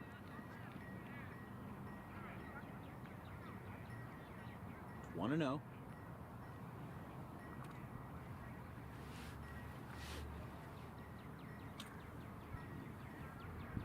Who could we bring in if they have to take the pitcher out? I have no idea, honestly. They might just go ride or die with him for a little while. Yeah. You know, score be darned, because it is a scrimmage and they're less concerned about the score as much as they are getting those live at-bats in and getting, you know, the experience in for the pitcher. But Slavin's already got a lot of experience, and we've seen what we've needed to see from him. Yeah, you're right. Yeah, so... Good point. If they need to bring in somebody, I would say maybe Bryce, you know, do a little bit of a swap. Put Bryce on the mound, put Slavin in right field. But then you also have to consider rest days. Right. You know, if you throw a certain number of innings, by the way, it counts 2 and 1. If you throw a certain number of pitches, you have to have a certain number of rest days. And the next scrimmage is in 2 days on Saturday, so that might, you know, throw a wrench into whatever plans were had for... There's a strike right there, 2-2. Whatever plans were had for Saturday. And maybe that's a bit more manageable, but then you have to consider if Slavin throws so much that it ends up throwing a wrench into opening day, which is on Tuesday. That would be 4 days away. You'd have to throw a lot of pitches for you to have to rest 4 days, but if you're pitching on Saturday and you throw a lot, there's a non-insignificant chance that you don't throw on opening day. A strikeout, by the way, to Chris Lout, and this will bring up Cole Judge. Again, with the bases loaded, the fellow with the long, long hair. I guess there's something to be said for practicing in this situation. You know, you get behind, and you need to have the confidence to work through it. Yeah, there's a swing and a miss right there. So a good start. Yeah, I mean, these players, they have to work through adversity. I think part of the reason why Audubon lost in the playoffs last year was because they had no adversity whatsoever.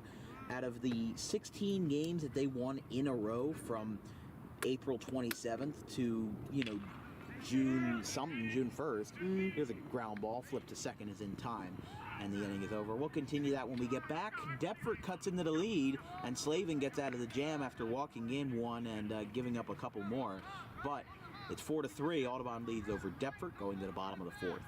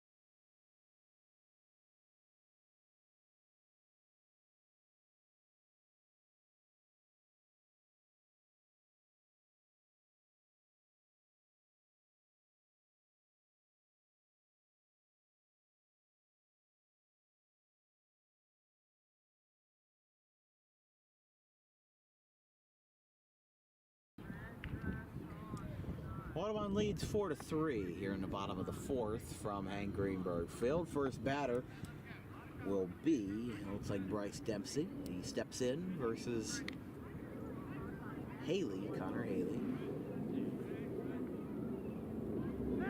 Shows bunt, doesn't go. Or rather, that's Trent Bannell out there.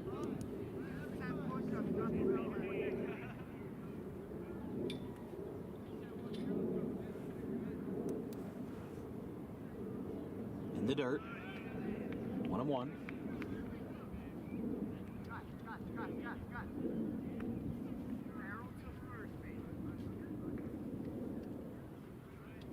Center fielder giving some tips for Deptford. That's Chase Stockland out there. He was telling him the barrel's headed towards first base, so trying to get the left side of the infield, on alert so that they can be ready when he bunts, but he does not. It's a pop-up out in the infield. Who's got it?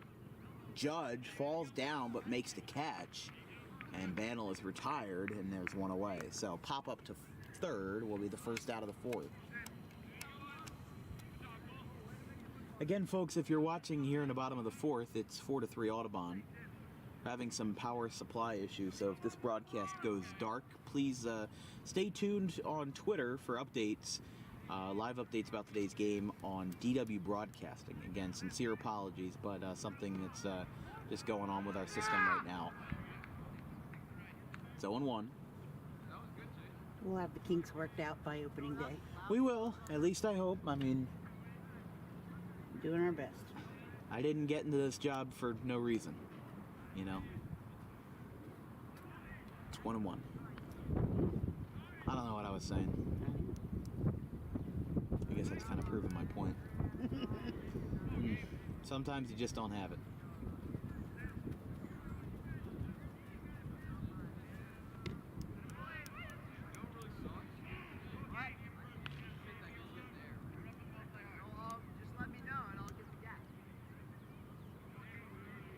Classic outfield chatter. Stockland.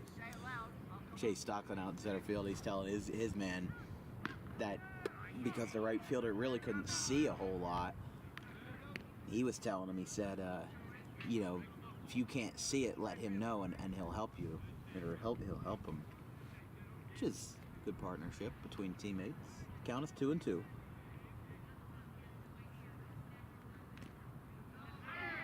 Strike three. McCracken down on strikes, and that's the second out.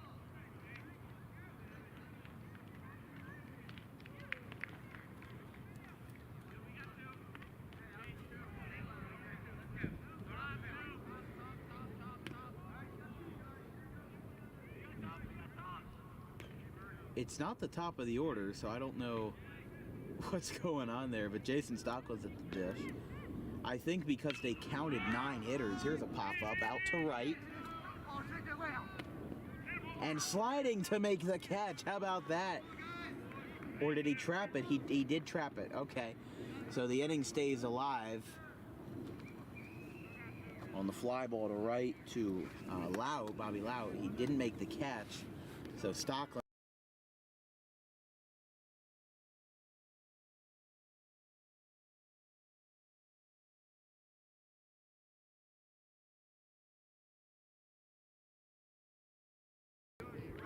Now at the plate.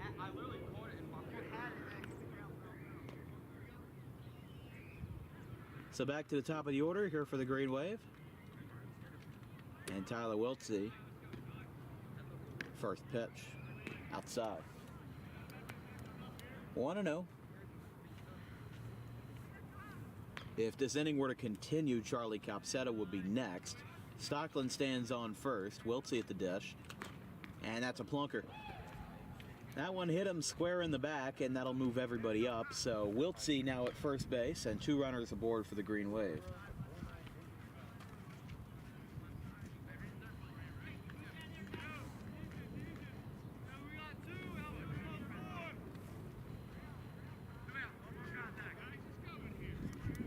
Here's Copsetta.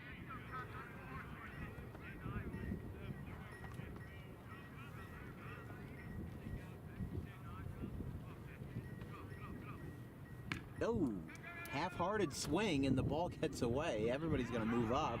And now, look who's coming home. He is out.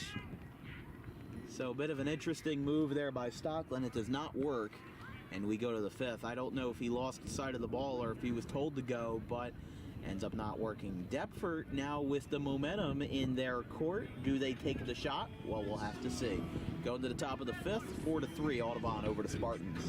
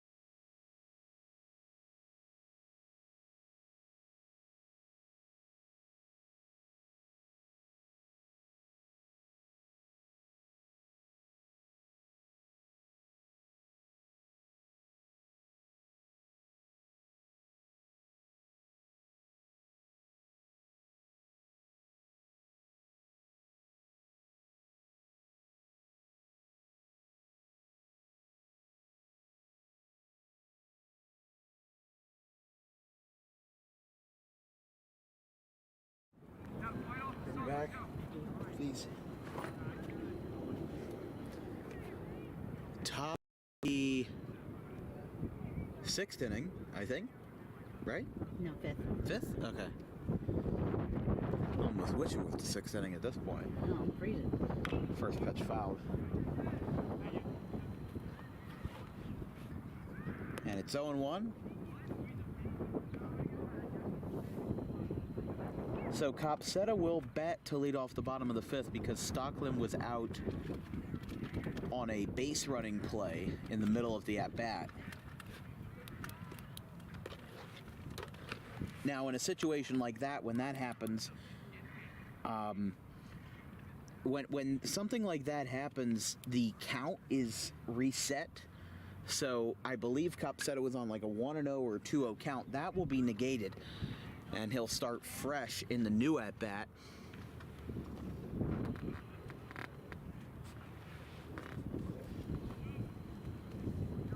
But that is always interesting to me how that works out. But to Michael Falls. That one is downstairs, 2-1.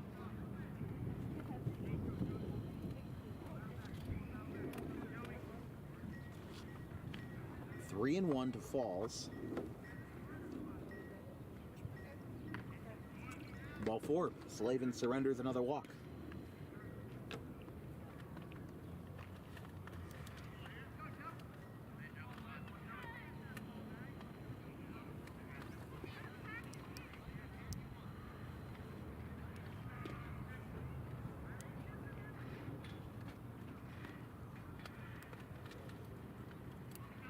Cole Krasinski at the dish. Runner on first for Deptford. Here's the first pitch by Slavin. That one misses downstairs. 1-0. You're watching coverage of Audubon Green Wave Baseball here on Dan Wilkins Broadcasting. Here between the Deptford Spartans and the Green Wave. Audubon leads 4-3 here in the top of the 5th.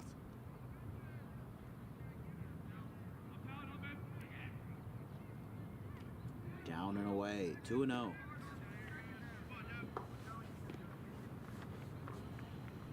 Slavin continuing to have some issues here with his control. He's throwing a lot of balls. He's throwing fast, but just the strikes, they're hurting. They are hurting. Down low, 3-0. I mean, Slavin came in the ball game in the 4th, and since then he has surrendered 4 walks, 2 singles, and 1 strikeout to Chris Lau. And there's another one. 4 pitches this time. And Deptford now with 2 on for Devin Ayala, and there will be a pitching visit here between Bannell, Slavin, and Dempsey.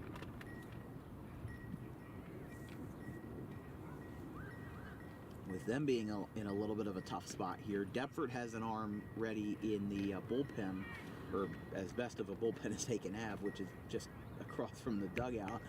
Audubon's got the bullpen, Deptford doesn't, so take with that what you will. At the dish will be Devin Ayala. 2 runners on for the Spartans, as now Mulbauer is on second base, and at first is number 17, who I will have to take a gander at real quick. First pitch is down low.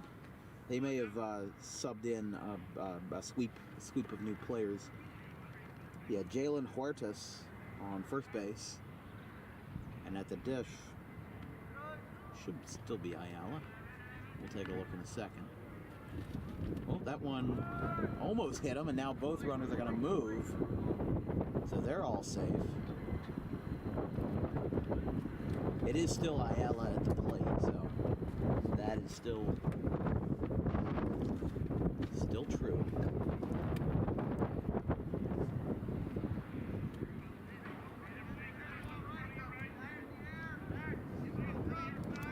Ayala should be Connor Haley afterwards. So that one is outside. 3-0. 7 straight balls, actually 8 straight balls for Audubon, for Slavin.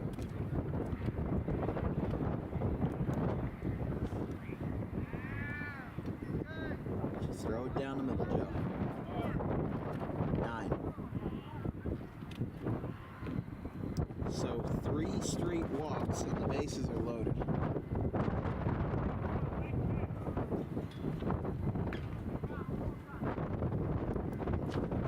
And now Noel will come out, and I assume they're going to have a change. I don't know who they're going to pull in because they only had 2 pitchers scheduled. But they will have to grow deeper and reach a little further into their depth. We'll see who they bring out. And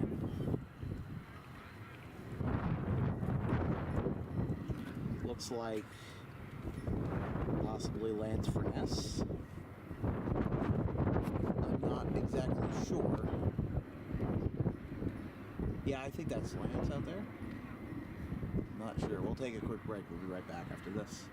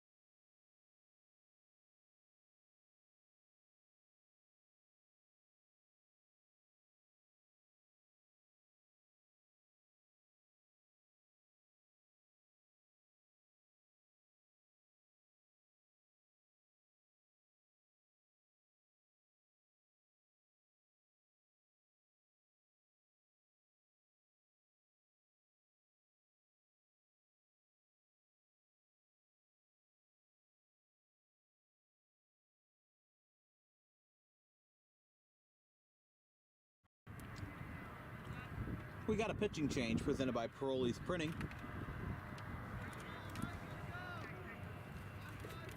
So we now have Josh Nolan, the sophomore, in for the Green Wave, in for Joey Slavin.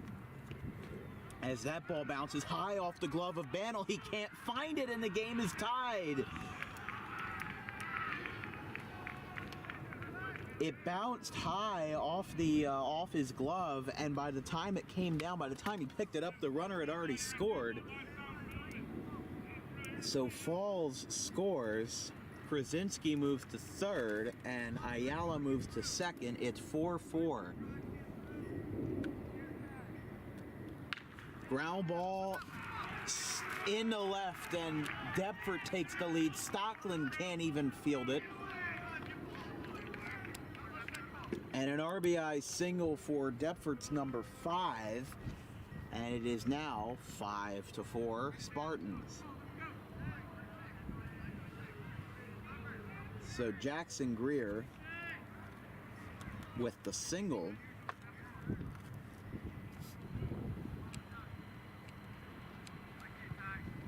And it's now time for Bobby Lout.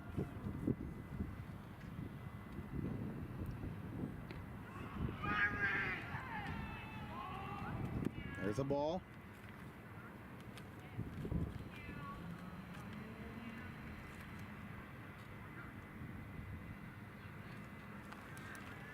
So just like that, a 4-run lead is swept away. That one's fouled. It's 2-1. Aaron Noel's not doing much better for the Phillies. He just got kicked out of the game. Texas is tied at 5-all. Yeah. Seems like both teams are having a bit of a sluggish day. Yeah. Early lead, but then faltering. Going down a second with no contest is Greer. So now 2 runners stand in scoring position, second and third. Somebody else. No outs. Fouled back.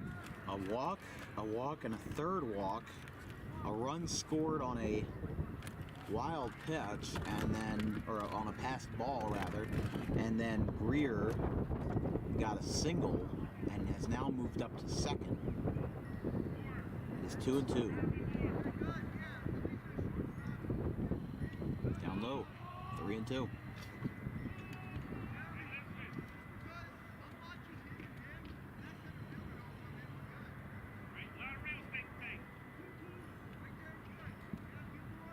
Two and two.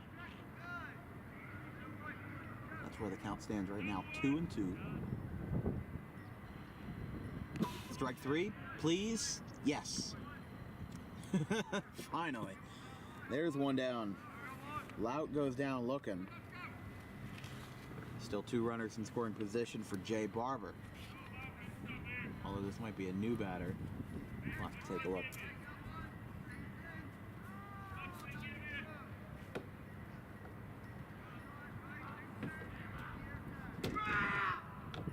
First pitch is a ball.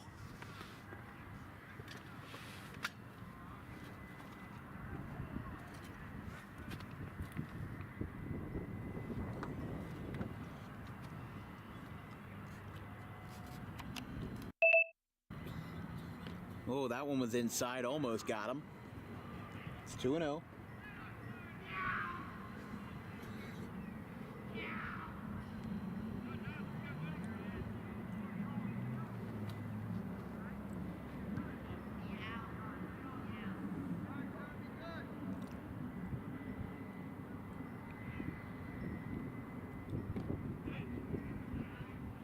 There's a strike, 2-1. Remember, folks, one more scrimmage scheduled after today. It'll be on Saturday, April 1st at 11 o'clock versus the Triton Mustangs. Of course, pending the weather. Swang and a miss, 2-2.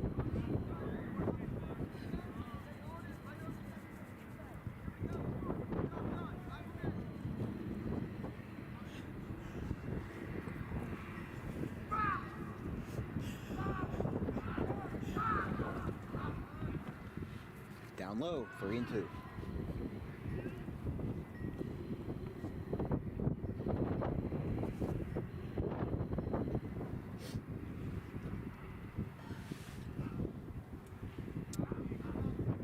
Full count. Two runners on, first base unoccupied. That one's down low. Down low, come on.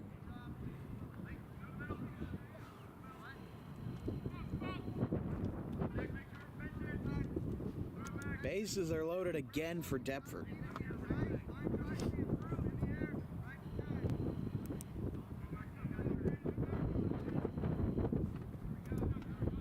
So Jay Barber walks, and this brings up Chase Stockton. No, that's not Chase Stockton, because Chase Stockton's a lefty, so there must be another man behind that.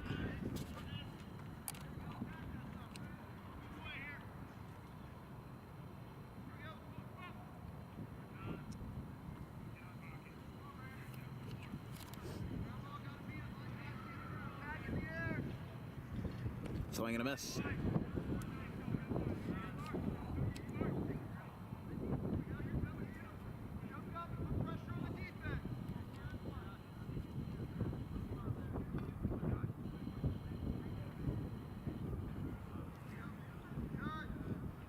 Oh and 2. Ball.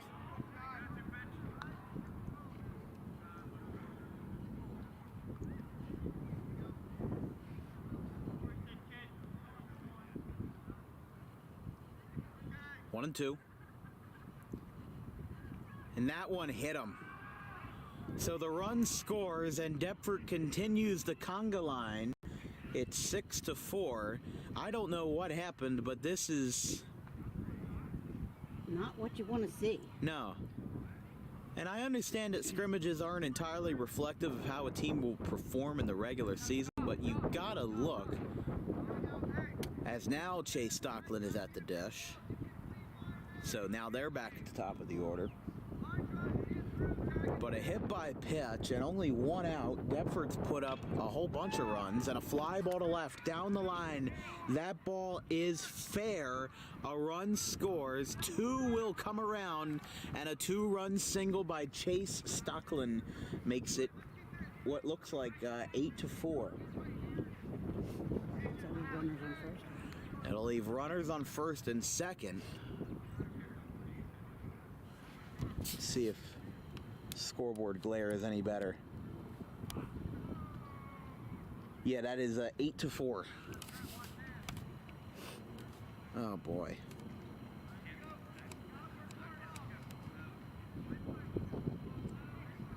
I mean, my biggest fear was that something like this would happen after 2022, but like I said, I said this before and I'll say it again, Audubon had no adversity last year. So if they can battle through this, then maybe they'll be a little bit better off in their regular season games, because guess what? You know, their strength will be also reflective in their weaknesses. This is a swing and a miss. 0-2 to Chris Lout, but like part of the reason why Audubon lost in the playoffs last year was that they were just blowing out teams left and right. It was like teams were, kneeling at their front step, and they were just, stepping over them. Which is good if you're a fan of consistently good baseball, but it also shows that the team wasn't ready to attack in a different way if their backs were against the wall. Here's a ground ball. Out towards Wiltsey, flipped to second for one. Dempsey stutter stepped, and he is safe at first. So Lout will move the runner now to first and third. No runs score, and now Judge is at the plate. Means we got that second out. Yeah, that second out was big. It'll be scored as a fielder's choice, 6-4. Or yes, 6-4. That is also what the score was, but now it is 8-4. Deptford up by 4 runs on the Green Wave. Throw to first.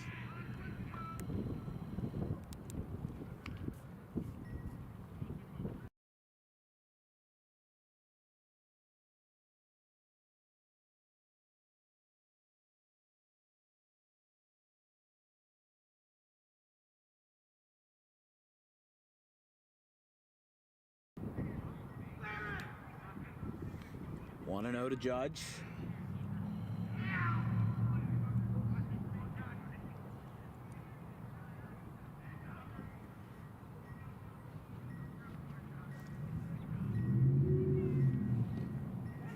Strike one.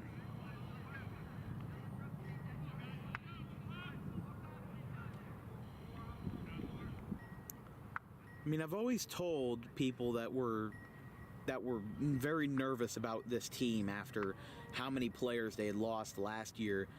I told them, I said, even in Audubon's darkest times, they have not been under 500 to end a season in over 15 years. So, I said, don't hit the panic button just yet, because there's a lot of unproven potential in this team. And you don't know what will happen in those 28 games. But Chris Lout just got a free pass. It's 3-1. Audubon's playing a lot of new opponents this year. So you never know. Something can happen. But right now, it's worrying. I'm not going to hit the panic button just yet. But my hand's hovering over it by maybe an arm's length.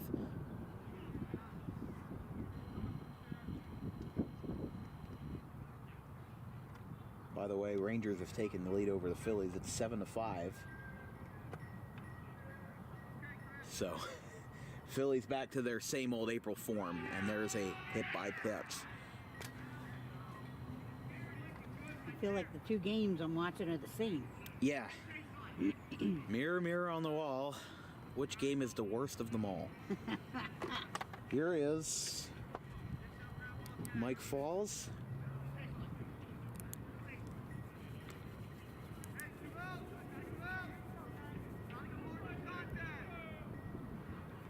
Two outs. Bases loaded and a fly ball. Center field. Copsetta is there. Inning over. Thank goodness I can sit down. We go to the bottom of the fifth inning. 8-4. Deptford over Audubon.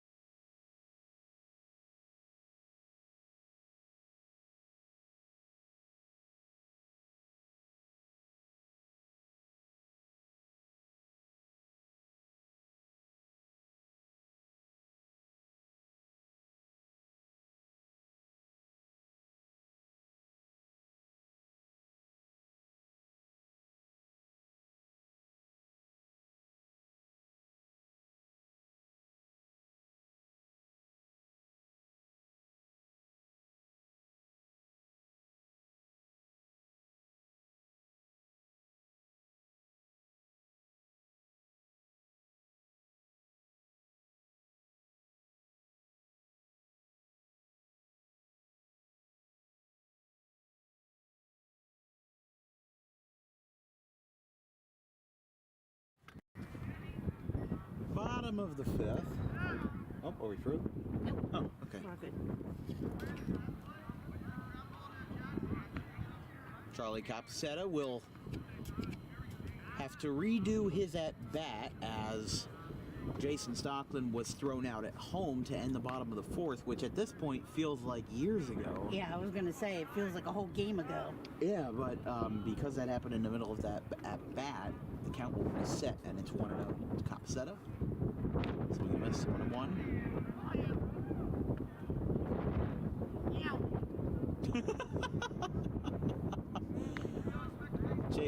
Chase Stockland out there. That one is down in the dirt, 2-1. Deptford leads 8-4 here in the bottom of the fifth. Oh boy, game is dragging on. Maybe we do need a pitch clock for high school. No, I can't watch this.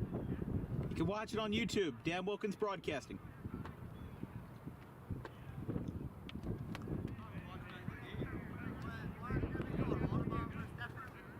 Yeah, you could just look it up. You can look it up on there.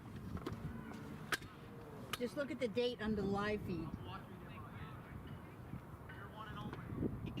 Here's a fly ball, hit well, out towards center. Stockland is there, and it's a can of corn for him. He makes the catch, one down.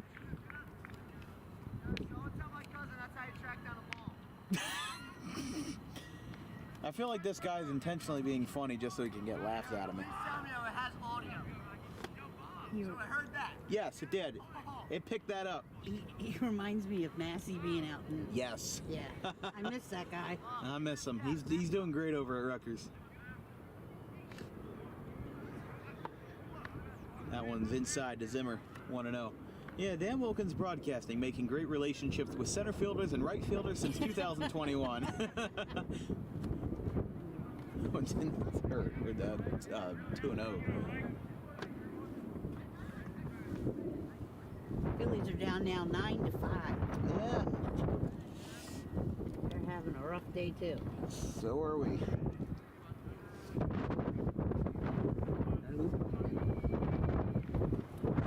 Can't find my pen. Oh,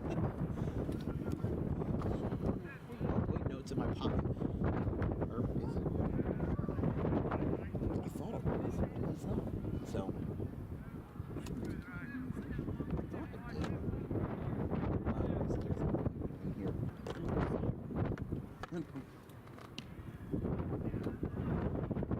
Zimmer's going to take a free trip down to first base. So now Audubon with a runner on for Joey Slavin.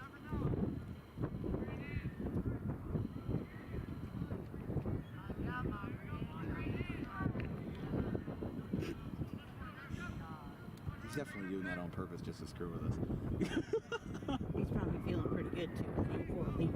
I mean, even in a scrimmage, a good lead always feels good. Even if it's against our favorite. Yeah. What Dave Prager's thinking right now. Hot shot, foul. Up the first baseline. Picked up by Mr. Corbel. Brand new athletic trainer for the Green Wave.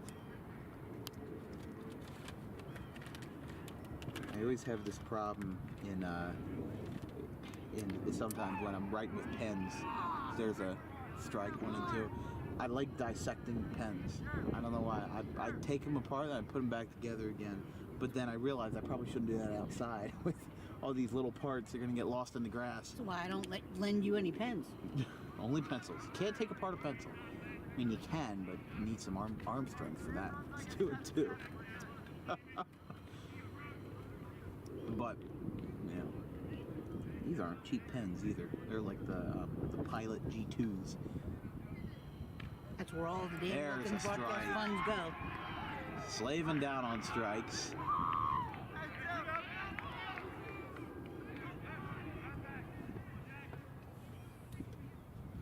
So Zimmer remains on first here, as now with 2 down. Here is Jack Dempsey.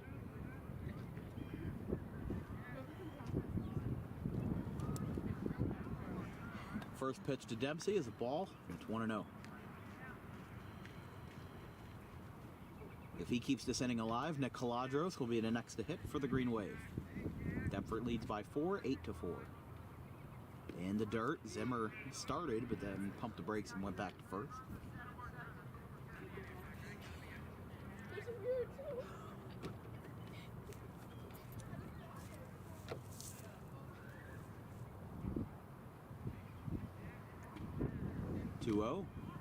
Down low 3-0.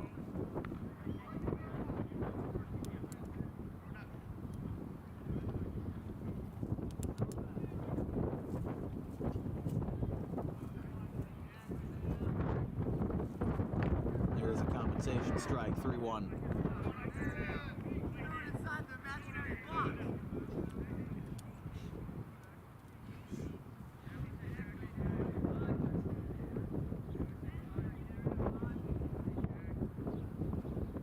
Strike. Now it's 3-2.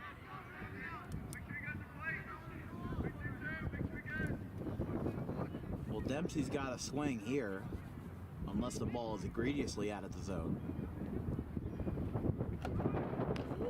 Inside, ball 4.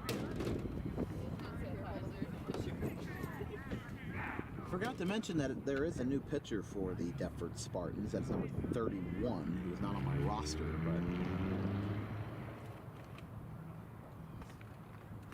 he's somewhere on the leisure. And here is Nicoladros batting with 2 on and 2 out.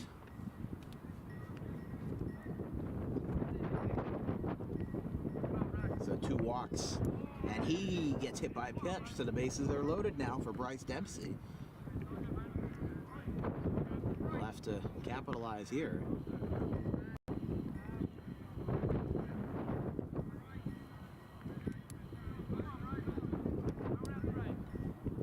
Wearing a gaither to keep his face warm. It's a pretty cold ball game. It started off as a very beautiful and fair day, and as the sun has set itself right in line with our booth, it's made it so that even with the sun, it is still pretty cold. As there is a ball. 2-0. Zimmer on third, Dempsey on second, and Caladris on first after the hit by pitch. That one misses downstairs, and it's 3-0. If they can just keep the bat on their shoulders, then they might get a free run out of this and cut into the deficit a little bit. But We'll take it. they got to get there first. Here's the 3-0. Upstairs, ball 4. So Dempsey walks, and everybody gets a free ride. So Zimmer scores, and it's 8-5. Not the first bases loaded walk today, but it's the first one that scores an Audubon player.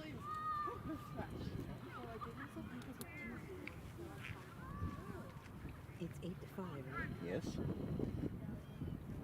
Did we forget to reset the runs? No, I did it. Oh, okay. Dave Prager meeting with his players. It added a run for the visitors. I don't understand. I have no idea. Fixed it. It's 8-5. 8-5. Audubon, Bases loaded. Audubon trails by 3. 2 outs.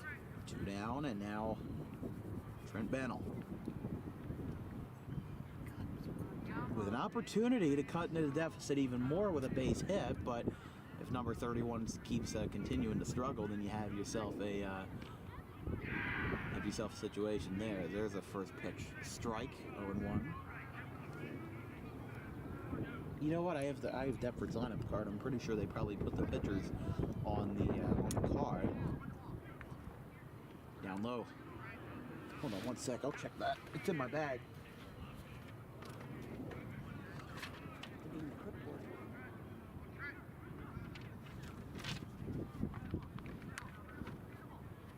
No, I do not have a 31. Here we go. It is off the glove of Stockland.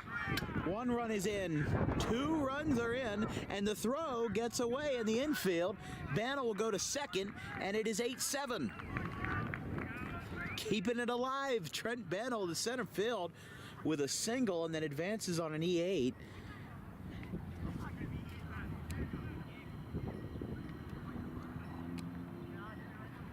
And it is now a 1-run ball game.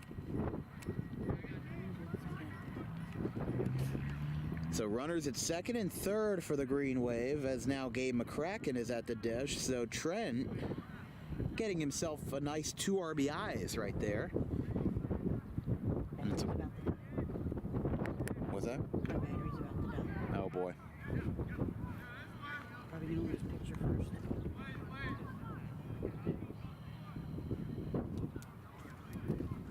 Yeah, our power supply is going out, so we might cut the broadcast after this inning, but I will record the rest of the game on this camera, and I'll upload it locally after the game.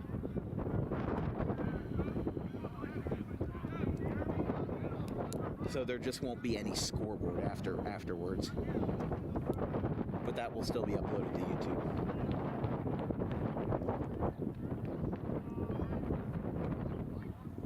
Down low.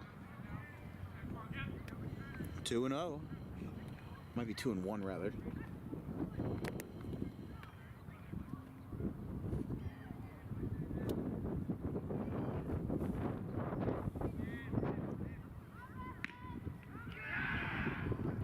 a strike.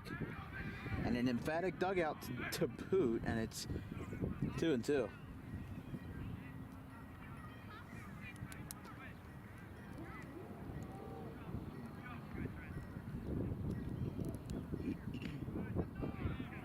Ball. Count runs full.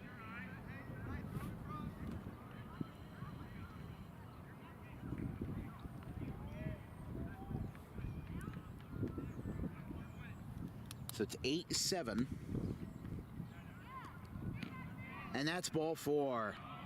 Bases are loaded as now Jason Stocklin will have another chance to maybe tie the game again.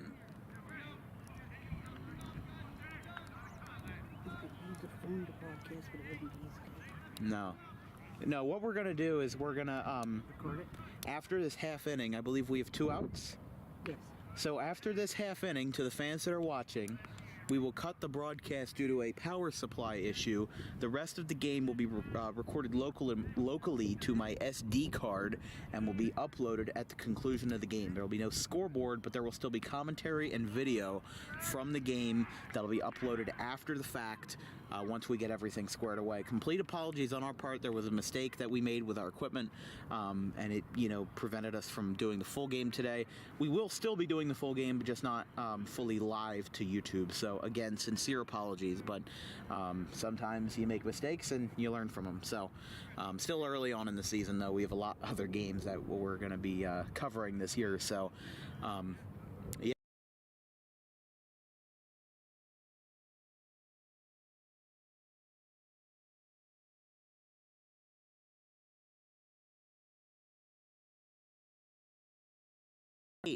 Audubon has made up the deficit.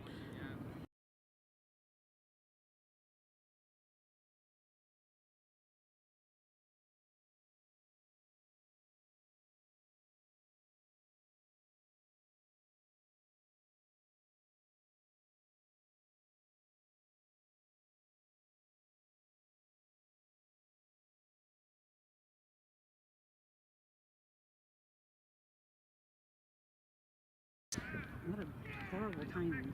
Yeah. But again, If we can get some more funding, we'll get a battery backup and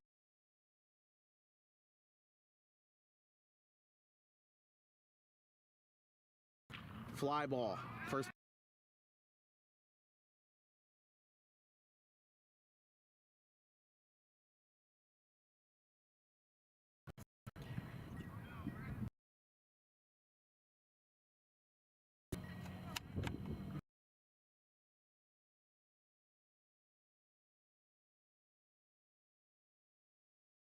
Field.